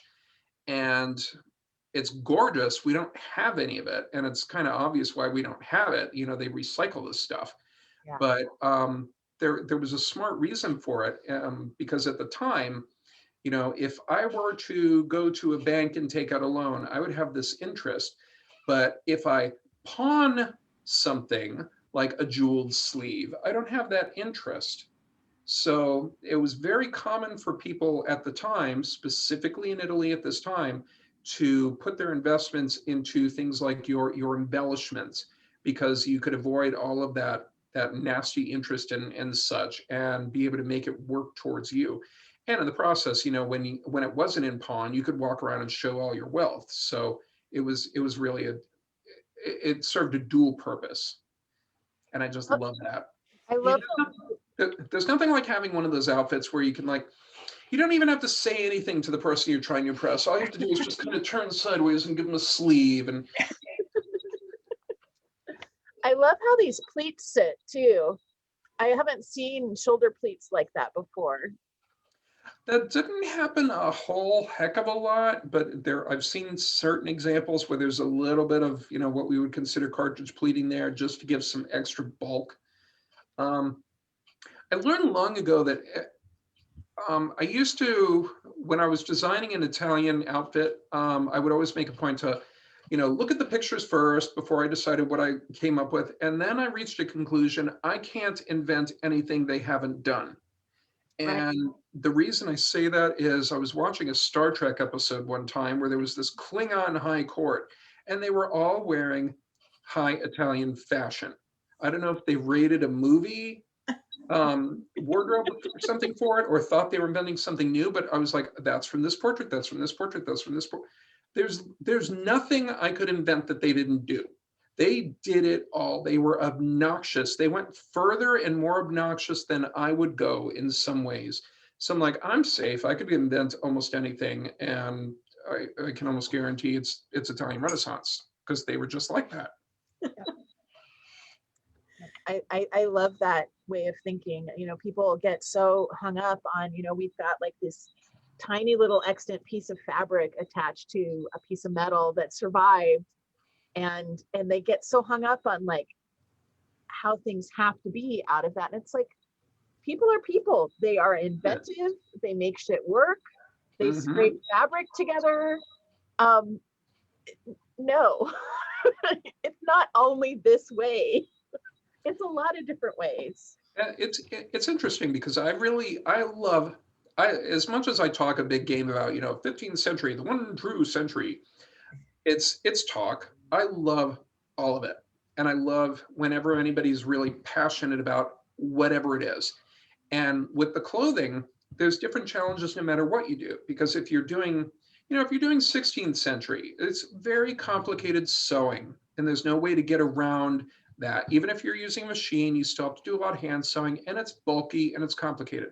But on the other hand, we have it.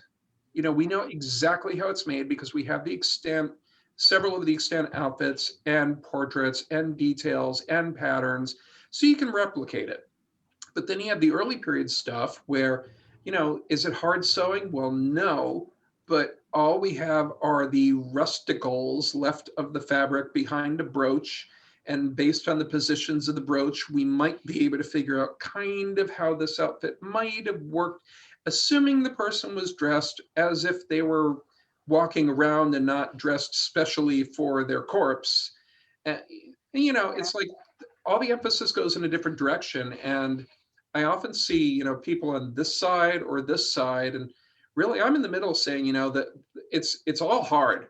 All of it's hard. It's just the burden is in a different area. Yeah, and there are deep dives that you can, I mean, I don't think you can go earlier period than what I do. And there are deep dives, and I mean, my embroidery and bead stuff can get every bit as complicated as that, right? Mhm. Because again, I've got extant stuff that is just as intricate. So and the weaving, and there's equally as complicated things that you can get into in early period clothing. And Absolutely. I started off doing Elizabethan, and so I understand later period costuming, and I have a great respect and love for it. But my passion is here. Yeah. And when you start going into that rabbit hole of trying to figure out kind of from scratch what most of the speculation is, and you realize most of the speculation is Victorian fantasy of, you know, what they thought ancient Greeks or Celts looked like, and you really have to get down to the nitty gritty, and you find out, wow, well, it didn't take much to get all the research, but there's not much there. Yeah. Whoa, that's a lot of work. So every time there's a new brooch found, and you know, it's in a weird position or something, or anytime there's a little fabric scrap and it's like, wait, that's a color and a weave that should not exist for that place at that time. It's just like, this is throwing everything into question. Yeah. And I love it. I love it. Yeah, it's so exciting. And more research is coming out all the time, and it's just like, Mhm. Well, what have you found the most challenging for doing your stuff? It's really changed over the 20 years I've been looking at it. It was just finding research, but now you've got so many people publishing things on Academia Edu that I just found somebody sent me a paper on textiles from the Arzon find, and it's all of these beautiful woven wools that are super intricate weaves, and you can see all of this hand stitching and piecing. And I didn't know that there were textiles in that find, and I've been looking at that find for 20 years. Kind of annoying. They don't advertise it because it's like, who cares? It's just cloth. It's not gold. Yeah, yeah. So stuff like that is super exciting. And my biggest challenge right now is keeping up with all of the information that's coming out, and not looking at what I've made or what I haven't processed and going, well, this is all wrong and it's all shit. I need to throw it all away, right? Mhm. Because everything's changing so fast right now.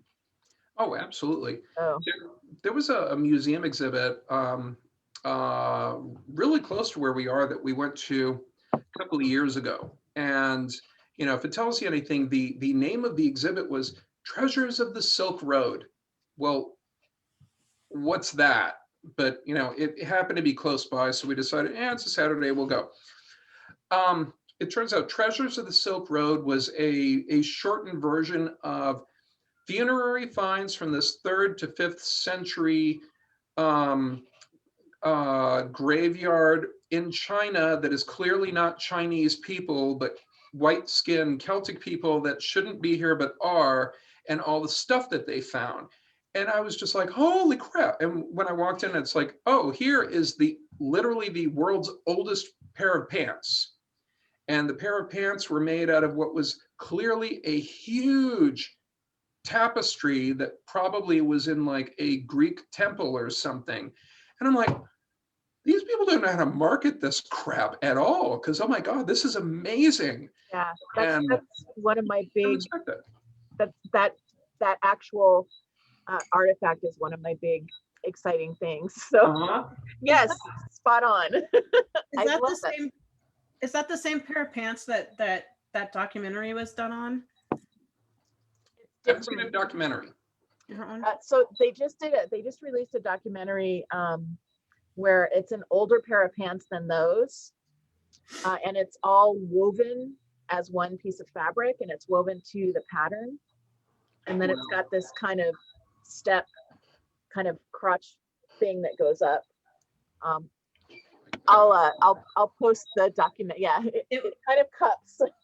It's a super cool documentary. So this is crotch. Okay. Crotch. So we're getting our sign language now. But they recruited people to they looked at sheep breeds. They recruited people to spin the yarn. They recruited a weaver. These are all archaeologists, and then they documented the whole thing, and it's fantastic. And I'll post it to your Facebook wall, and maybe That's put it in the amazing. comments, because it's really cool. I love all that stuff. And it just, it slays me when museums don't really know how to market to people that are truly interested in the things that they're going to exhibit.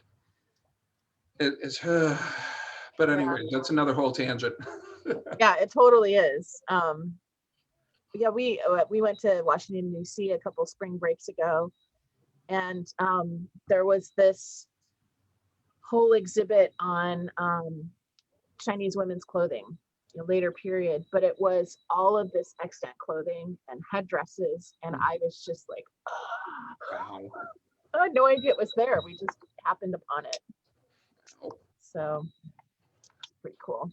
I love this picture of you two. I do too. We were very lucky because our barony had so much talent in general, but we had particularly a baronial photographer who's professional photographer, and it's like, oh, that does not suck to have a professional photographer in the barony.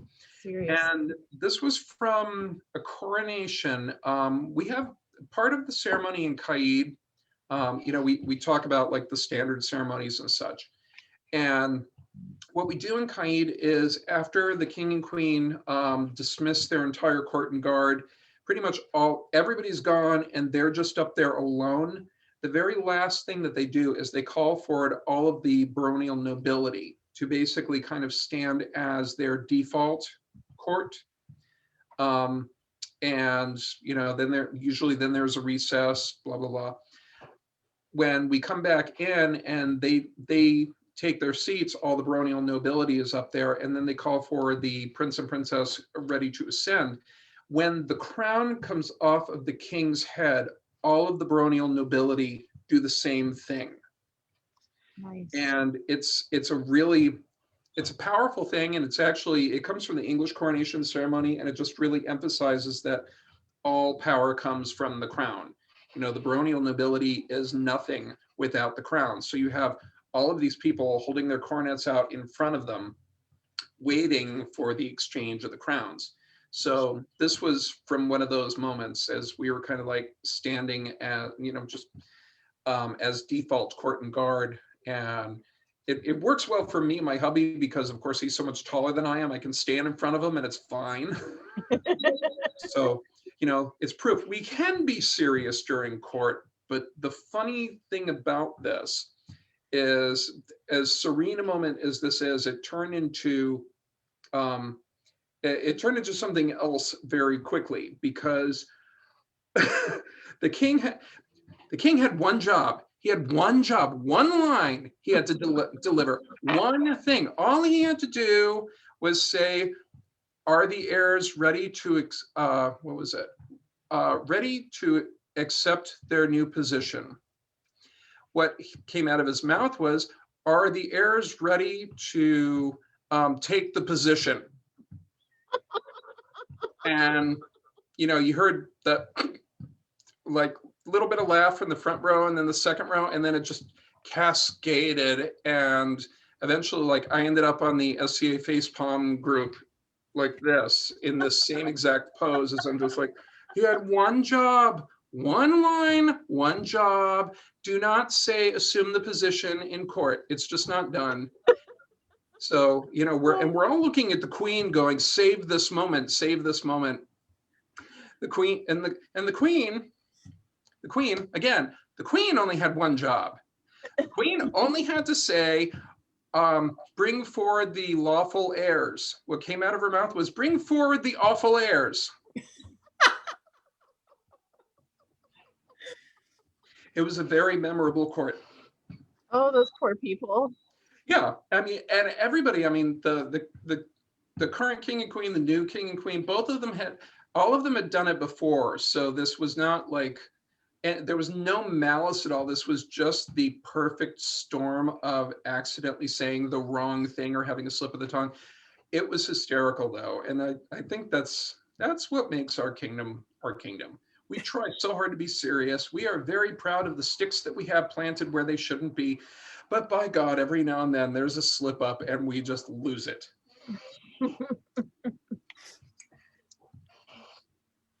And what is life if you're not laughing? Exactly. Why are we doing this if we're not having fun? Yeah. God, I really do get that same look to a lot of my cooking apprentices, don't I? This is Mistress Kara, who also moved up to on tier. She's now a pelican. And we were geeking out over something, and clearly I'm giving her the look and saying, well, I wouldn't do it that way. Where does she live now? Just over the border into Washington. So Vancouver-ish? Actually, yes, Vancouver. Thank you. She lives close to me. Ah, Yeah, we are right off the freeway, just she's off the river. fabulous. It's funny, I took her as an apprentice. She really was trying to go down that laurel path. She accidentally got pelicaned. And you know, hey, fabulous. So she actually does, well, once we come out of this pandemic again, she is one of the volunteers at, I forget the name of the fort. It's a 19th century fort. Fort Vancouver. Which one? Fort Vancouver. That's it. And she's like their, you know, one of their character cooks there. And she wanted to get that, and they're like, nah, we don't know. We may start you off in the gardens. And I think like on day one, they're like, oh, you know what you're doing. Okay, good, go and do this. And it's funny, they had been in touch with me as a reference, and I was like, you don't understand. You would be stupid if you did not hire this woman. You do not know the degree of geekery that we do. And they love her. She loves it. So it's like, and in a way, it's kind of the same thing. It's like, okay, it's not industrial age cooking. It's cooking over a fire, whether it's 19th century or 14th century, you're cooking over a fire. It hasn't changed that much. They've got a full forge set up, and they have a costume shop, and they do a nighttime kind of walk through the decades where they have different military tent setups. It's really great. We live a mile away from it, so we walk down. Oh my goodness. Yeah. Oh, I gotta get you together. Yeah, for sure. How long has she been up here? About 3 years. 4 years, I think. Yeah. Get us together, because Oh, heck yeah. I didn't know that there was a new pelican in town. Well, nobody knows anything right now because we're all at home. Oh, that's true. That's true. I love your plaid braids. Those are so cool. I love those. I wore those to death, unfortunately. I wore them until I couldn't mend them anymore. And you know, what I found is when you have a really nice wool, almost like flannel wool that you can do those with, that's a really great way to get like really straight, almost homophobic guys to like touch your leg. Because you're like, this fabric is so nice. I mean, feel that. This is really good. I mean, and it stretches. It's so comfortable. You're touching my leg.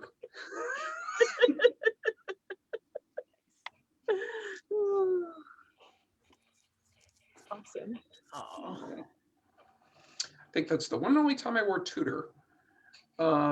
This was one of our courts, and I forget what happened, but I was trying desperately not to cry because it was another one of those, like, somebody did something that got me all emotional, and I'm just like, barren face. Don't lose it. It's funny looking back because I am truly so uncomfortable being in front of a lot of people, like on stage. And I had so much fun with it despite that fact. So I think a lot of it came down to, our court and guard who knew of that and realized that after court, I'm going to walk behind the thrones and I just might need to be like alone, or I just might need a hug, or I might just go for a walk alone for a bit and, decompress. And we had some great people to make that happen.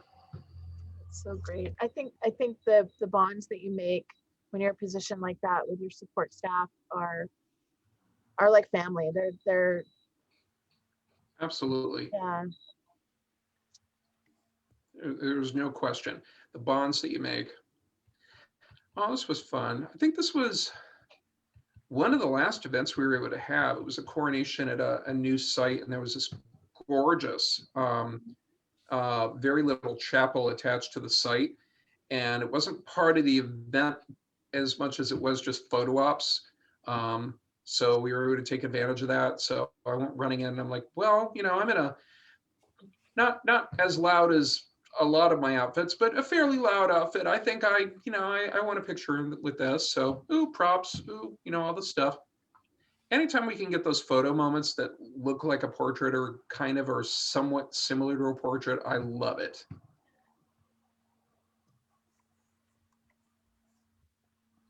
Yeah. Okay. Can you tell what's going on with this outfit? No. Well, you can't really tell from the angle of the hat because the hat, which was actually made by Charles, the brim is purple, but the rest of it is red. So I was wearing red and purple, and it was my birthday. Can you guess which birthday it was? It was my 50th birthday, and this was my Red Hat Society outfit. Oh, okay. That's awesome. I didn't know 50 was the age that you could do that. Yeah, it's the official age for Red Hat. So I missed an opportunity. So like some people got it and they thought it was the best thing ever. A couple of other people decided to politely pull me aside and say, you might offend some women because, I don't know if you know about these colors. I'm like, that's, I'm on board. That's what I'm doing. So it's a thing. And if any 50-plus-year-old lady is upset, you can send her to me, and chances are we are not going to want to get into a battle about who feels hotter during the summer, because I will probably win.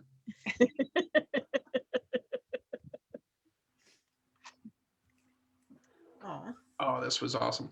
This one of the many fabulous things about Gulf War.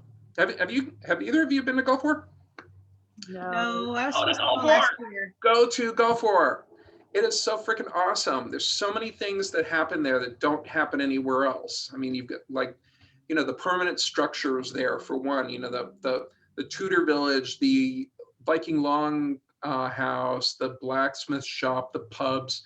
But there was also this one camp that was just for the birds of prey people, and they just had all these falcons and eagles and peregrines and a number of different birds that were there, part of their training, part of their bonding and such with the bird handlers.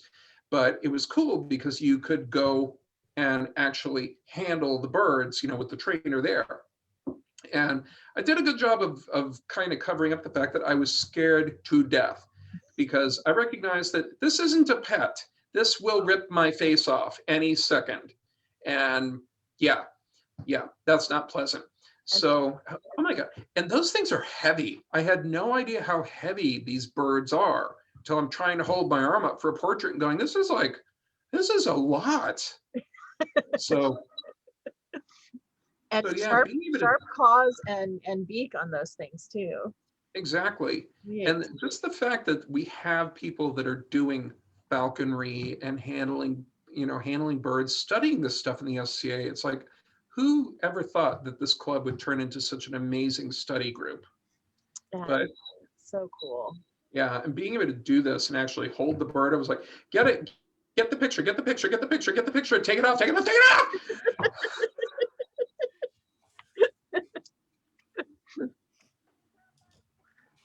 So this guy didn't blow up well, but This was so much fun. This was last time I went up to Antir for the PPF Germany. For those of you who don't know PPF's Perfectly Period Feast. It's a West Coast thing, and I'm hoping to bring it to CAID one of these days, where the emphasis is all just only on a feast. How much emphasis could you put onto the feast? A lot. When you get to the point where it's like every recipe is documented and the hall itself is set up perfectly and literally everyone that attends is dressed for the same period and we all have the same expectations and we all have the same education going into it and we're all going to share this experience together within this exact specific context. I know it's not for everybody and it shouldn't be because it's like a 50-person thing that takes 2 years to do, but oh my God, that's the dream. That's the dream. And, you know, 16th century German is not my thing, although I'm strangely enough doing more outfits in that nowadays, again, because my apprentices were infectious and they've gotten me to do that. But I went to this event with one of my former apprentices and we had just the best time sinking into it and really just doing cultural immersion. Is the way I would put it. And the fact that you know, once you're in that moment, it's like you feel bad if you pull out your cell phone. You do, because everything is so perfect. I mean, the lighting is, you know, they constructed the right kind of chandeliers. They had the right kind of tapestry, everything. I didn't even see a wall socket anywhere because everything was just down to that level of detail. And you know, when they bring out the right pottery and they've made beer for the occasion, it's just it's all the things that I joined this club for. It's amazing. And even though again, Viking is not my thing, I'll be at Viking PPF. And that's the next one, right? That's the next one. That's in November. Yeah, I'm still trying to make sense out of this. I'm willingly going to fly into Anchorage, Alaska in November. Why am I doing this? For this one experience, just so I think I can say I've done it and I don't ever have to do it again. And it's going to be transportive, so. Yeah, that's the important thing, is experiencing that thing, that time at a time. Oh, speaking of Viking, this is when my former barony, or not my former barony, my barony that I was formerly baron of, I had done an event that I was talking about called the Polio event when we were barons, and it was an amazing event, took a lot of work. And when the slot for the event came up later, they were like, well, we all did your thing and you're not baron anymore and we need someone to run this one and we'd really like an early period one. I was like, ugh. So I went with it and I teamed up with my Viking apprentice Steina and we ran a Viking event. And I still kind of went outside the typical thing because one of my big beefs is, as a non-fighter, I cannot deal with the fact that a lot of events are based on the tourney and whatever things are happening around it, because, well, I'm those things happening around it. I'm not in the tourney. I want more of the other things. So if I'm going to do an event, it's like, okay, fine, we have the tourney. The fighters will be happy. But in addition to that, we're going to do this, we're going to do this, we're going to do this. We're going to make it so that the kids can do something. We're going to make it so that newbies can do something. We're going to make it so that everybody has more things that they can do than they can possibly do in that day, because we want people to come back.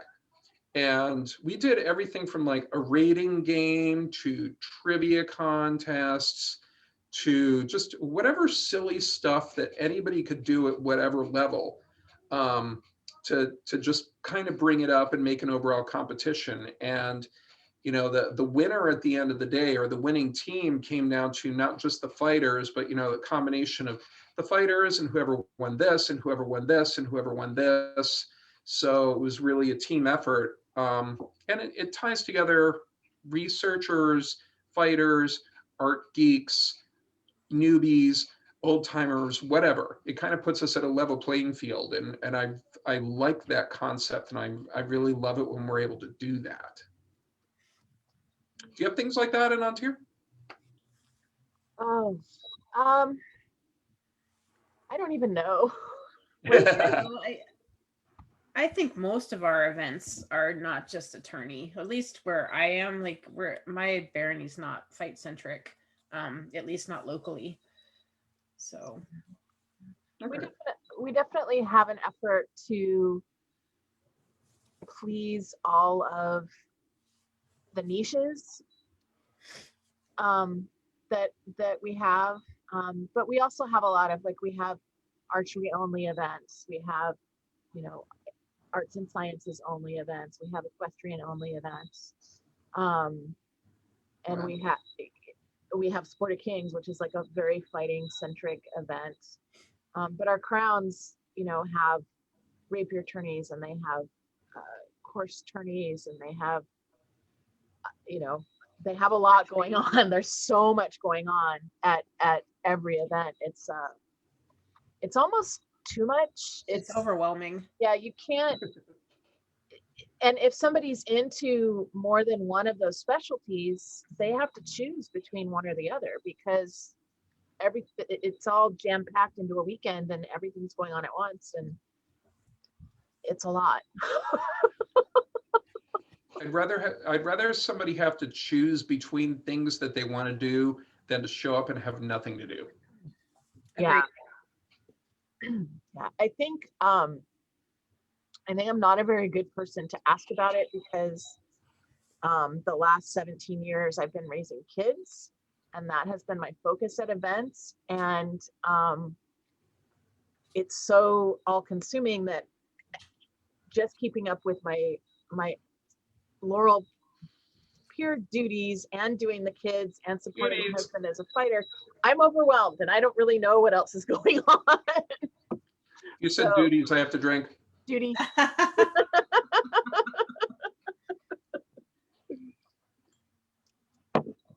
So yeah. Understandable. Aw, as my grandbaby. Oh. That was relaxing after the moment. I love that your legs are matchy. I think that's why the photographer decided to take a picture. And it's funny. I think I told him where to get his tights like maybe a month or so before. I was like, I stopped making mine ages ago. I go to Seamline, you know, shameless plug, love Seamline. And he went and ordered them. I had no idea we'd be dressed anywhere near alike, but it worked out. Awesome. Oh, ugly cry moment. Okay, I was talking about this before. This was the event that I ran when I was Baron. We have a standard event known as Friendship Tourney, and it's an event that is between two baronies, basically the barony of Orange County and the barony of San Diego. And it goes back and forth and back and forth. And for years, it had been the same thing: a tourney in the park with, you know, some things on the side. And as you know, I decided, okay, I've got some weight to throw behind this. So I want a different event, and I created the Palio, and it's based on the Palio Siena. And I wanted, like, I think 11 different things. I shot big. It's like there's going to be a tourney. There's going to be everybody that fights in the tourney is going to be given a wooden hobby horse, and we're going to have a race to simulate the horse race of the Palio. So we did that silly thing. We did guild processions where, like, the sewing guild versus the goldsmiths guild versus whatever guild, they would do these very formal processions to impress all of the landed nobility. And there was I think this was when we got to the flag tossing. And you know, if you've ever seen the Italians doing their flag tossing, it is a big choreographed production. And I did not believe this was going to work. I really didn't. I was like, if 6 of the 11 things work, you know, great, I will be perfectly happy. And as much as people in the kingdom grumbled because I was doing something different and pushing them out of their comfort zone, they all rose to the occasion. It was a monster big event, to the point where, like, I felt a little bad. Some other events had to get canceled because no one was going, and they all went to this thing. And we had the flag choreographies with tossing between them and partners and everything, and things are flying. I was bawling like a baby. I mean, I'm still getting verklempt from like middle of the afternoon through the close of court, because I'm like, they did it. They actually bought into what I told them. They actually did it, and they're enjoying it, and they're having fun, and they're trying something out of their comfort zone. And I've never seen this in the SCA before. No one's done 15th century Renaissance at this height, and parades and photo ops and the brocades, and I still go nuts over it. And I was sobbing so much through court and through most of the day. It's like most of the pictures I'm just like and you know, I was definitely bear an ugly crier. So I loved it, and I will never push my luck like that again, because that was I really pushed some people to like almost to their breaking point as far as getting out of their comfort level, but it worked. You know, that reminds me of the barony of Three Mountains does what they call an honor feast every year. Mm-hmm. And they pick a citizen of the barony to honor. And they do a full day of activities and court that are all focused around that person's persona. Mm-hmm. And so the cooking is focused on that. Everybody makes outfits to wear that are focused on that. Games, dancing if it's applicable. So I guess we have something sort of similar, but it doesn't sound quite as cool as what you're doing. Not as grand, definitely. Yeah. It was grand. That's probably the best word I would use for it. It was grand. That's fantastic. And I love, that's one of the cool things about the SCA is that you can fall in love with something and become so passionate about it that when you get everybody else to do it, it makes you sob all day. Well, as I explained to people in the closing court for this, I recognized that it was a ton of work for people that, you know, really did have to step out of their comfort zones, because 15th century is very underrepresented. And you know, as much as Chuck and I go back, or Charles and I go back and forth, it's like he's my brother, and the two of us get to geek out, but we've never geeked out in the same kingdom. It's that bad that we have to travel back and forth just to be able to geek out in the same century. So the fact that people did this was amazing for me, but it also pointed out that, you know, I've been playing this game since '89, and for so much of the time I played this game, whenever it came to playing well with others, or, you know, working with a household or working on a project, I had to do their thing. Yeah. So it was always, you know, I've dressed in Cavalier for a household, I've dressed in Viking, I've dressed in all these other periods, you know, for someone else's glory and someone else's thing. And I was like, well, when is it going to be my turn? When you know, I'm not going to win Crown Tourney. Do I ever get to have a 15th century moment ever? And it was really frustrating, because as much as I love all the things, I was like, it's all, you know, I'm tired of doing it for you. When are you going to do it for me? Yeah. And have my entire kingdom effectively do this for me. I'm still at a loss of words. It was beautiful. That's wonderful. All right, I'm going to switch pictures. This was, let's see, this would have been the first time we had a baronial set up at Great Western War. So this was the gate for Gildenhold with myself and Giles, and God, it was just a good time. We set up a really cool camp, and it was interesting because I camped with a household previously for this war. I didn't usually camp with the barony. And when we became barons, we were like, you know, there's no question, we have to do the right thing, and we have to, you know, set up with the barony. We weren't sure how it was going to work, because it's like, well, you know, chemistry, you can't force chemistry. You're either going to get along or you're not. Mm-hmm. And I think it was just the stars aligned. It was the right place, the right time, the right people. When we got there, it was just, everybody was just so happy to be a part of it and to work together and to say, what are we doing next? You know, what is our next project? I kept hearing this plural, and it was like, this is what we were shooting for, and we're already there. Cool. Wow. That's so great. Yeah.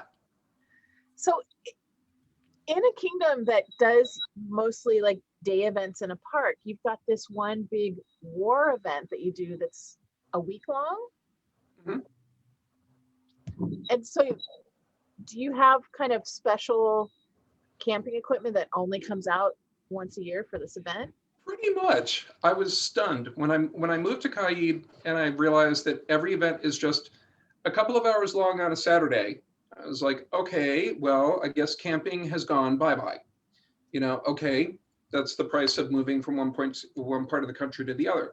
And then I went to my first Great Western War and I saw the silk banners and the pavilions and the furnishings, and I'm like, what is with this kingdom? You guys really do it right, but you only do it once.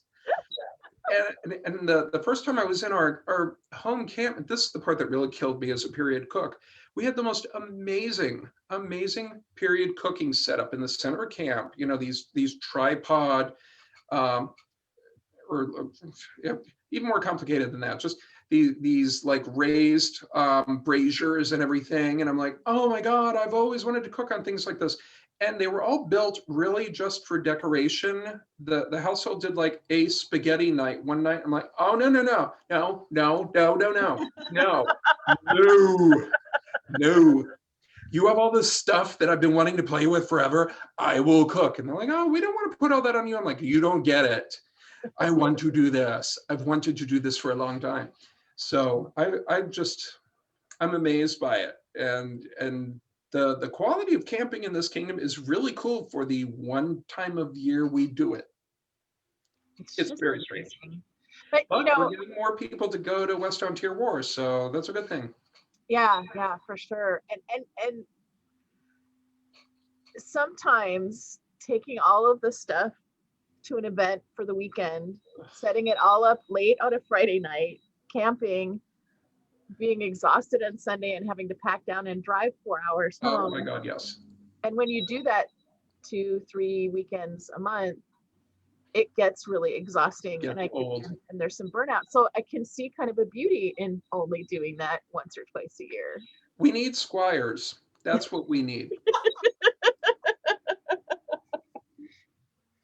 Because I found out that with my apprentices, they're like, oh, hell no, I'm not doing that. I'm going to get my hands dirty and I have this thing to work on. Legit. Okay, proteges. Protege, you like to work? I can't. I've already got a volunteer shift at gate. Damn it. Yeah. I need squires. Oh. If you have good squires, they're doing all that stuff too. Yeah. That's true. That's true. This was my awkward first foray into 16th century. When I was Baron Zilla, I think.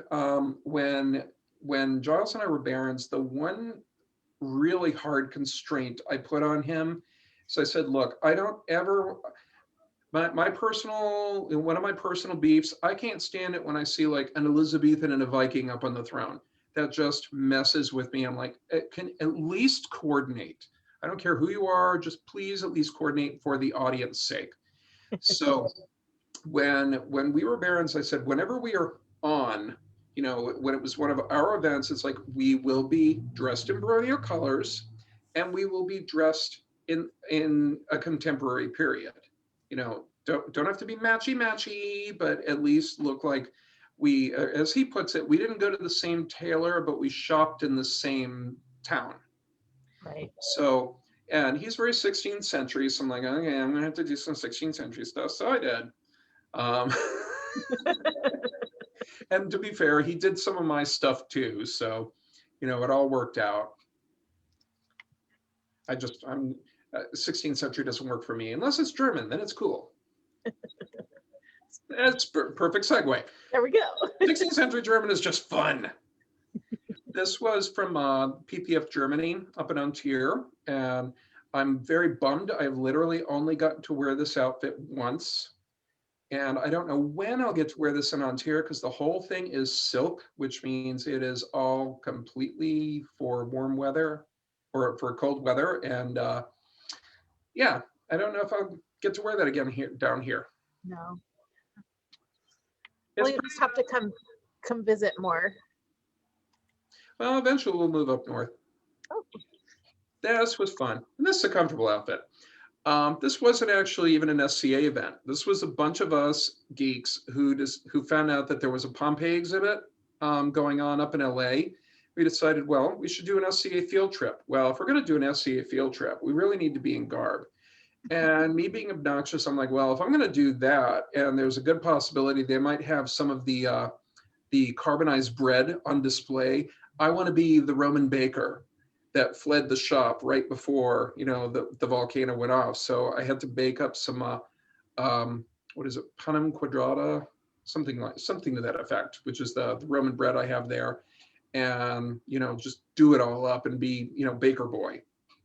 With a hand woven towel and a random branch of an olive tree. Naturally, you know, like you do. And a stroller behind you. I have no control over the stuff that's behind me. I assumed they were going to Photoshop that. This is just a stunning photo. You look beautiful. Well, thank you. Really suits you. It was fun. It was so much fun. And you know, the docents, they're like, well, you can't bring food in here, but what is that? And eventually they're like, can we try some? Well, if you feed us, we'll let you have it and bring it in. So it's like I ended up feeding docents from room to room. So that's why there's like little chunks out of it. So cool. That was from our investiture. And this again was one of those fashion moments. I was like, you know, people tend to know either me or my husband, and like they know that one more. So I was like, we really need to go into this with equal footing. Let's wear something neither of us wear. So we decided to step up in Burgundian, and wisely, this is like the one outfit I have that I didn't make because he was smart and he said, we have enough on our plates. We need to outsource our outfits. So we talked to my apprentice Adelheid, who, you know, since has been Laurel for costuming, obviously, and she did all of our stuff. And God, that day was magical.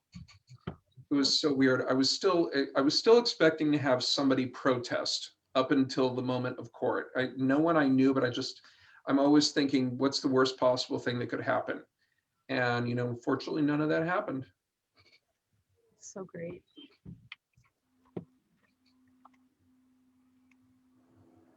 The number one pastime of the SCA, or at least as it should be, bocce. This is the Gnome World Bocce tourney at Gulf War, which again, you should go to Gulf War and you should play bocce. I believe we should do Crown Tourney by bocce. I'm still waiting for the board to respond to that request. They haven't yet, but maybe someday.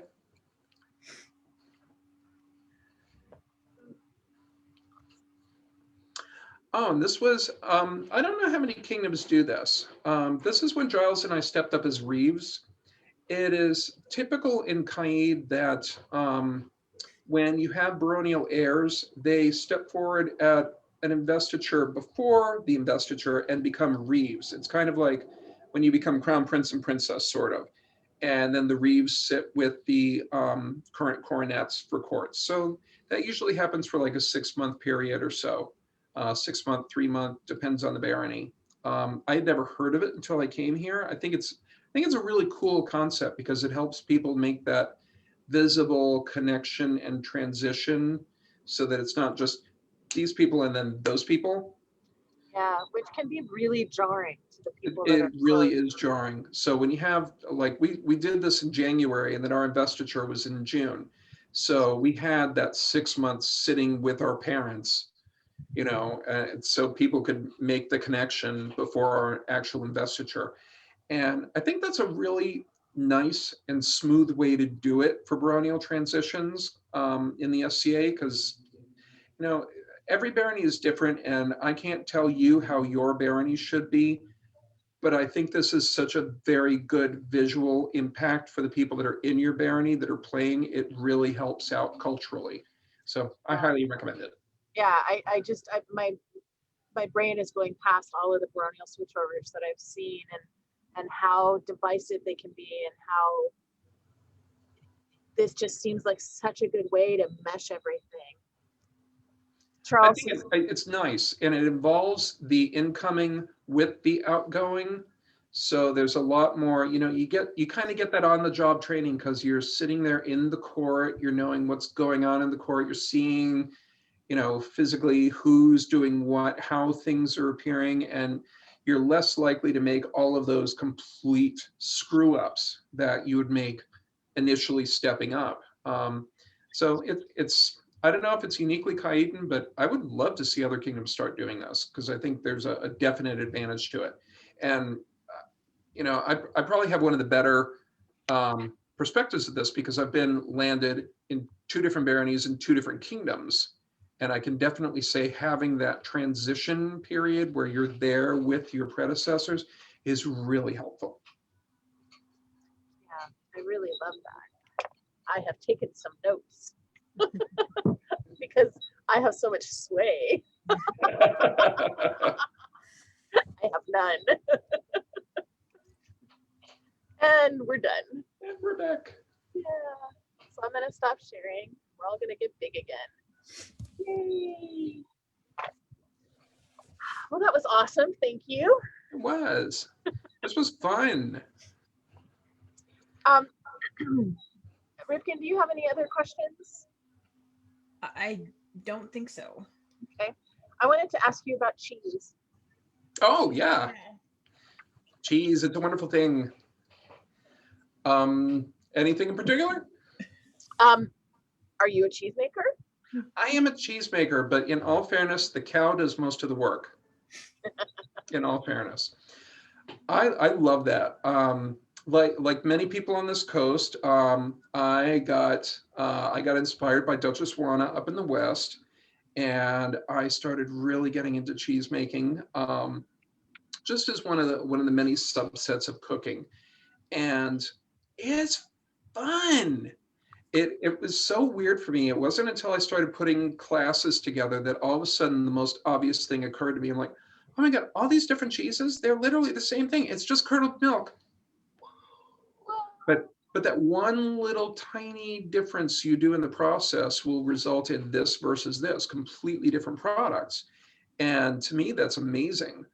And I find in the SCA in particular, it's fascinating to try and do this because in like, if you're doing modern cheese making, like in the regular world, you're trying to perfect how to make, we'll say Emmental, Swiss cheese.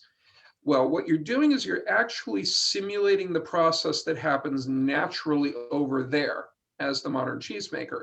Like if I were doing an SCA thing, I would take advantage of whatever's in the air. I wouldn't be worried about, number one, I would not be worried about sanitation because, cheese making, if you sanitize everything, you're going to ruin it. That's the whole point. And in modern cheese making, you're usually adding, you're adding a freeze-dried packet of some culture, which is actually what was really in the air and already in the milk at the time in this place.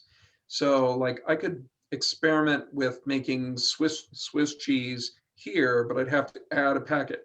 Whereas if I were in Switzerland, I would just use what's there and it would just result in that naturally. So I find that fascinating because I've never had the guts to actually make, what is Southern California cheese like? I don't know. I should just make it. It could be really bad. It could be really bad. And I could be in the hospital. So that's not one of those experiments I'm ready to try. But I love that. I have so much fun with that. I just made some cheese the other day, actually. And I would say that's one of the more frustrating projects, though, because unlike almost any other cooking project where you get to taste it immediately, I have no idea if this is going to be good for 6 months, 9 months, whatever. And if I didn't take good notes, I don't know what I did wrong. I may not have done anything wrong. It could have just been a fluke. So it's a frustrating art that is a lot of fun. Yeah. Highly recommend it. What's your favorite cheese? Um, Favorite to eat and favorite to make. I love a good smoked Gouda. Me too. I go nuts over that, and it's period. You love it. I've made a Gouda before. It took a lot more work than I thought it would, but oh, the results were amazing. So a lot of it isn't hard as much as you have to stay there.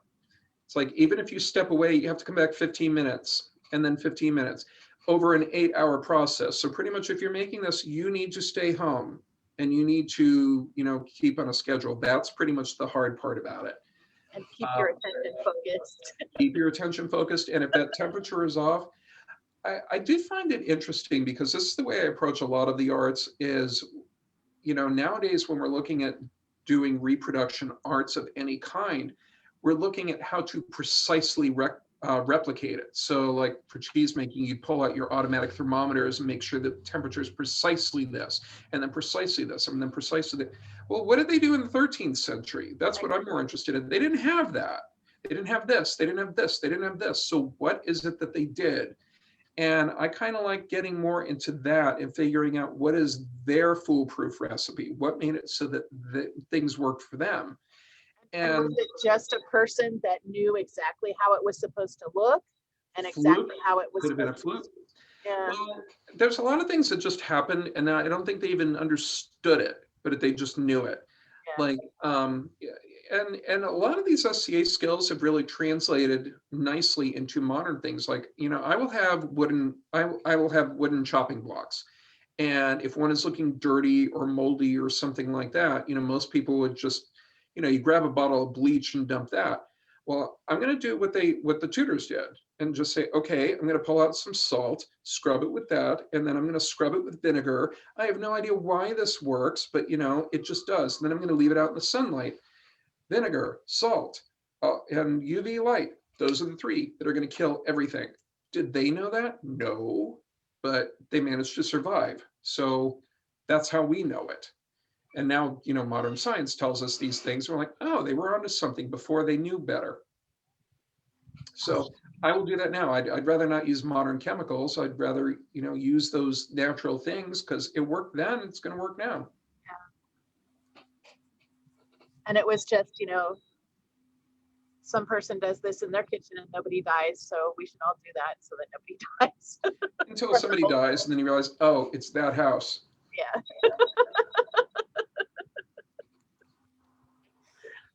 Well, is there anything that you wanted to talk about tonight that we haven't talked about? One thing I do want to say is I really appreciate the fact that you guys are doing shows like this. This again shows the creativity of the SCA, but also our stubbornness. Okay, so we can't do events. We're still going to find ways to make things work. And I'm hoping that all of the kingdoms are having some very serious conversations right now about what we want our SCA to look like, because at some point, I'm not in a rush, but at some point we're all going to fully open again. We will have events again. Do we want to go back 100% to exactly the way events were over a year ago, or have we learned anything in this year? Maybe we need to work more on having more online classes so that the one expert that happens to live in Drachenwald can reach a wider audience. Maybe we should do more limited events that specialize on more specific thing.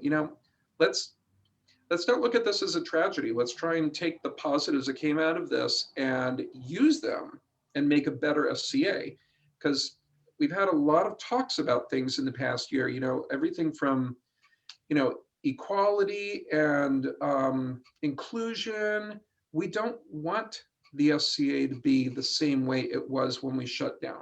We want it to be better. So what are we going to do? And I think now, while we are still shut down, is when we should all be talking about this and keep an open mind to every bit of it. Do you have a vision? Have you solidified your vision of what you'd like to see? That's a good question. And the answer is no, simply because I think I'm a little dated. There's certain things that I've caught myself saying no to just out of a knee jerk. And I really would like to think of myself as open-minded, but there are times that I've been like, no, why? Well, because we never did it. Oh, that's ugly. I don't want to be that guy. I do not want to be the one to say we shouldn't do it because we never did it before. This is the way we've always done it. No, now's the time we should consider ideas. And even if it's an idea that, oh, we tried it 10 years ago, it didn't work. Okay, well, guess what? That was 10 years ago, different people. It might work now. Or let's look at why it didn't work. It could have been that it didn't work because of something that didn't exist that now does exist, and we could do it. So I don't know. I think we need to turn the SCA over to the younger people.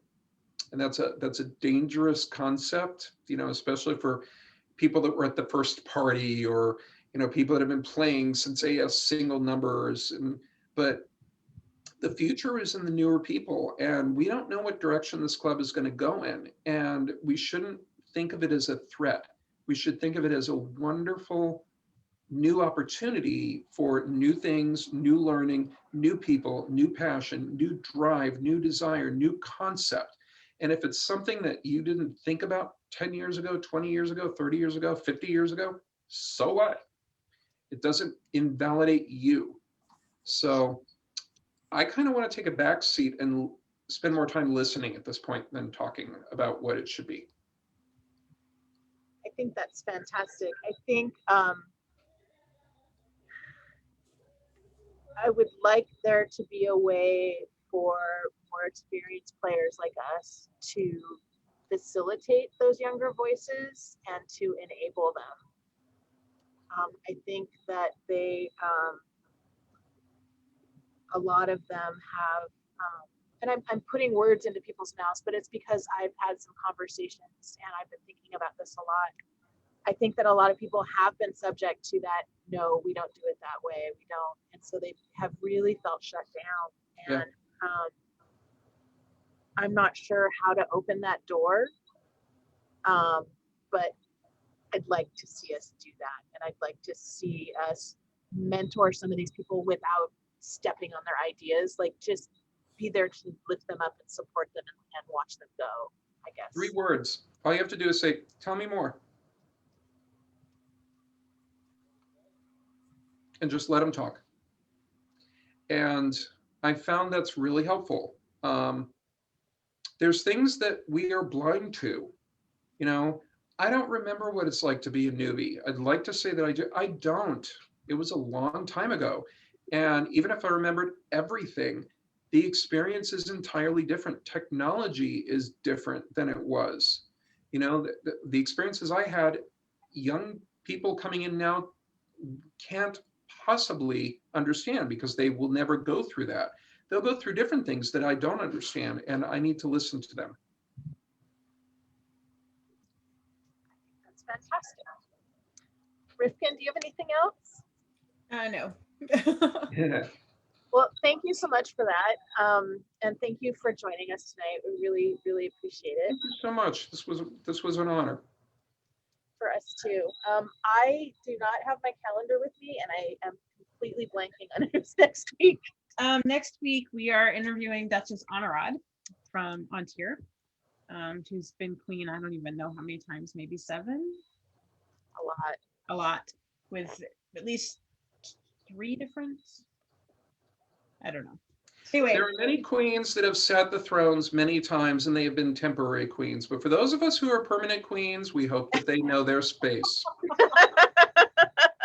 Anyway, she's been around forever, and she has some amazing pictures, and it'll be super fun, I think. Awesome. I look forward to watching. And then on Laurel's, I've got a Magnifica Brica. I hope I'm saying that right, from the West Kingdom. Cool.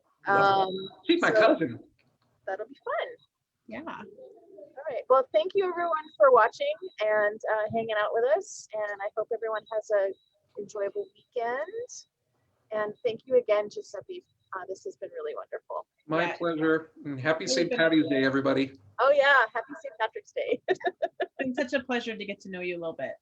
You too. And I look forward to when we actually get to hang out like in person. So exciting. All All right. right. Thanks, everyone. Good night. Good night.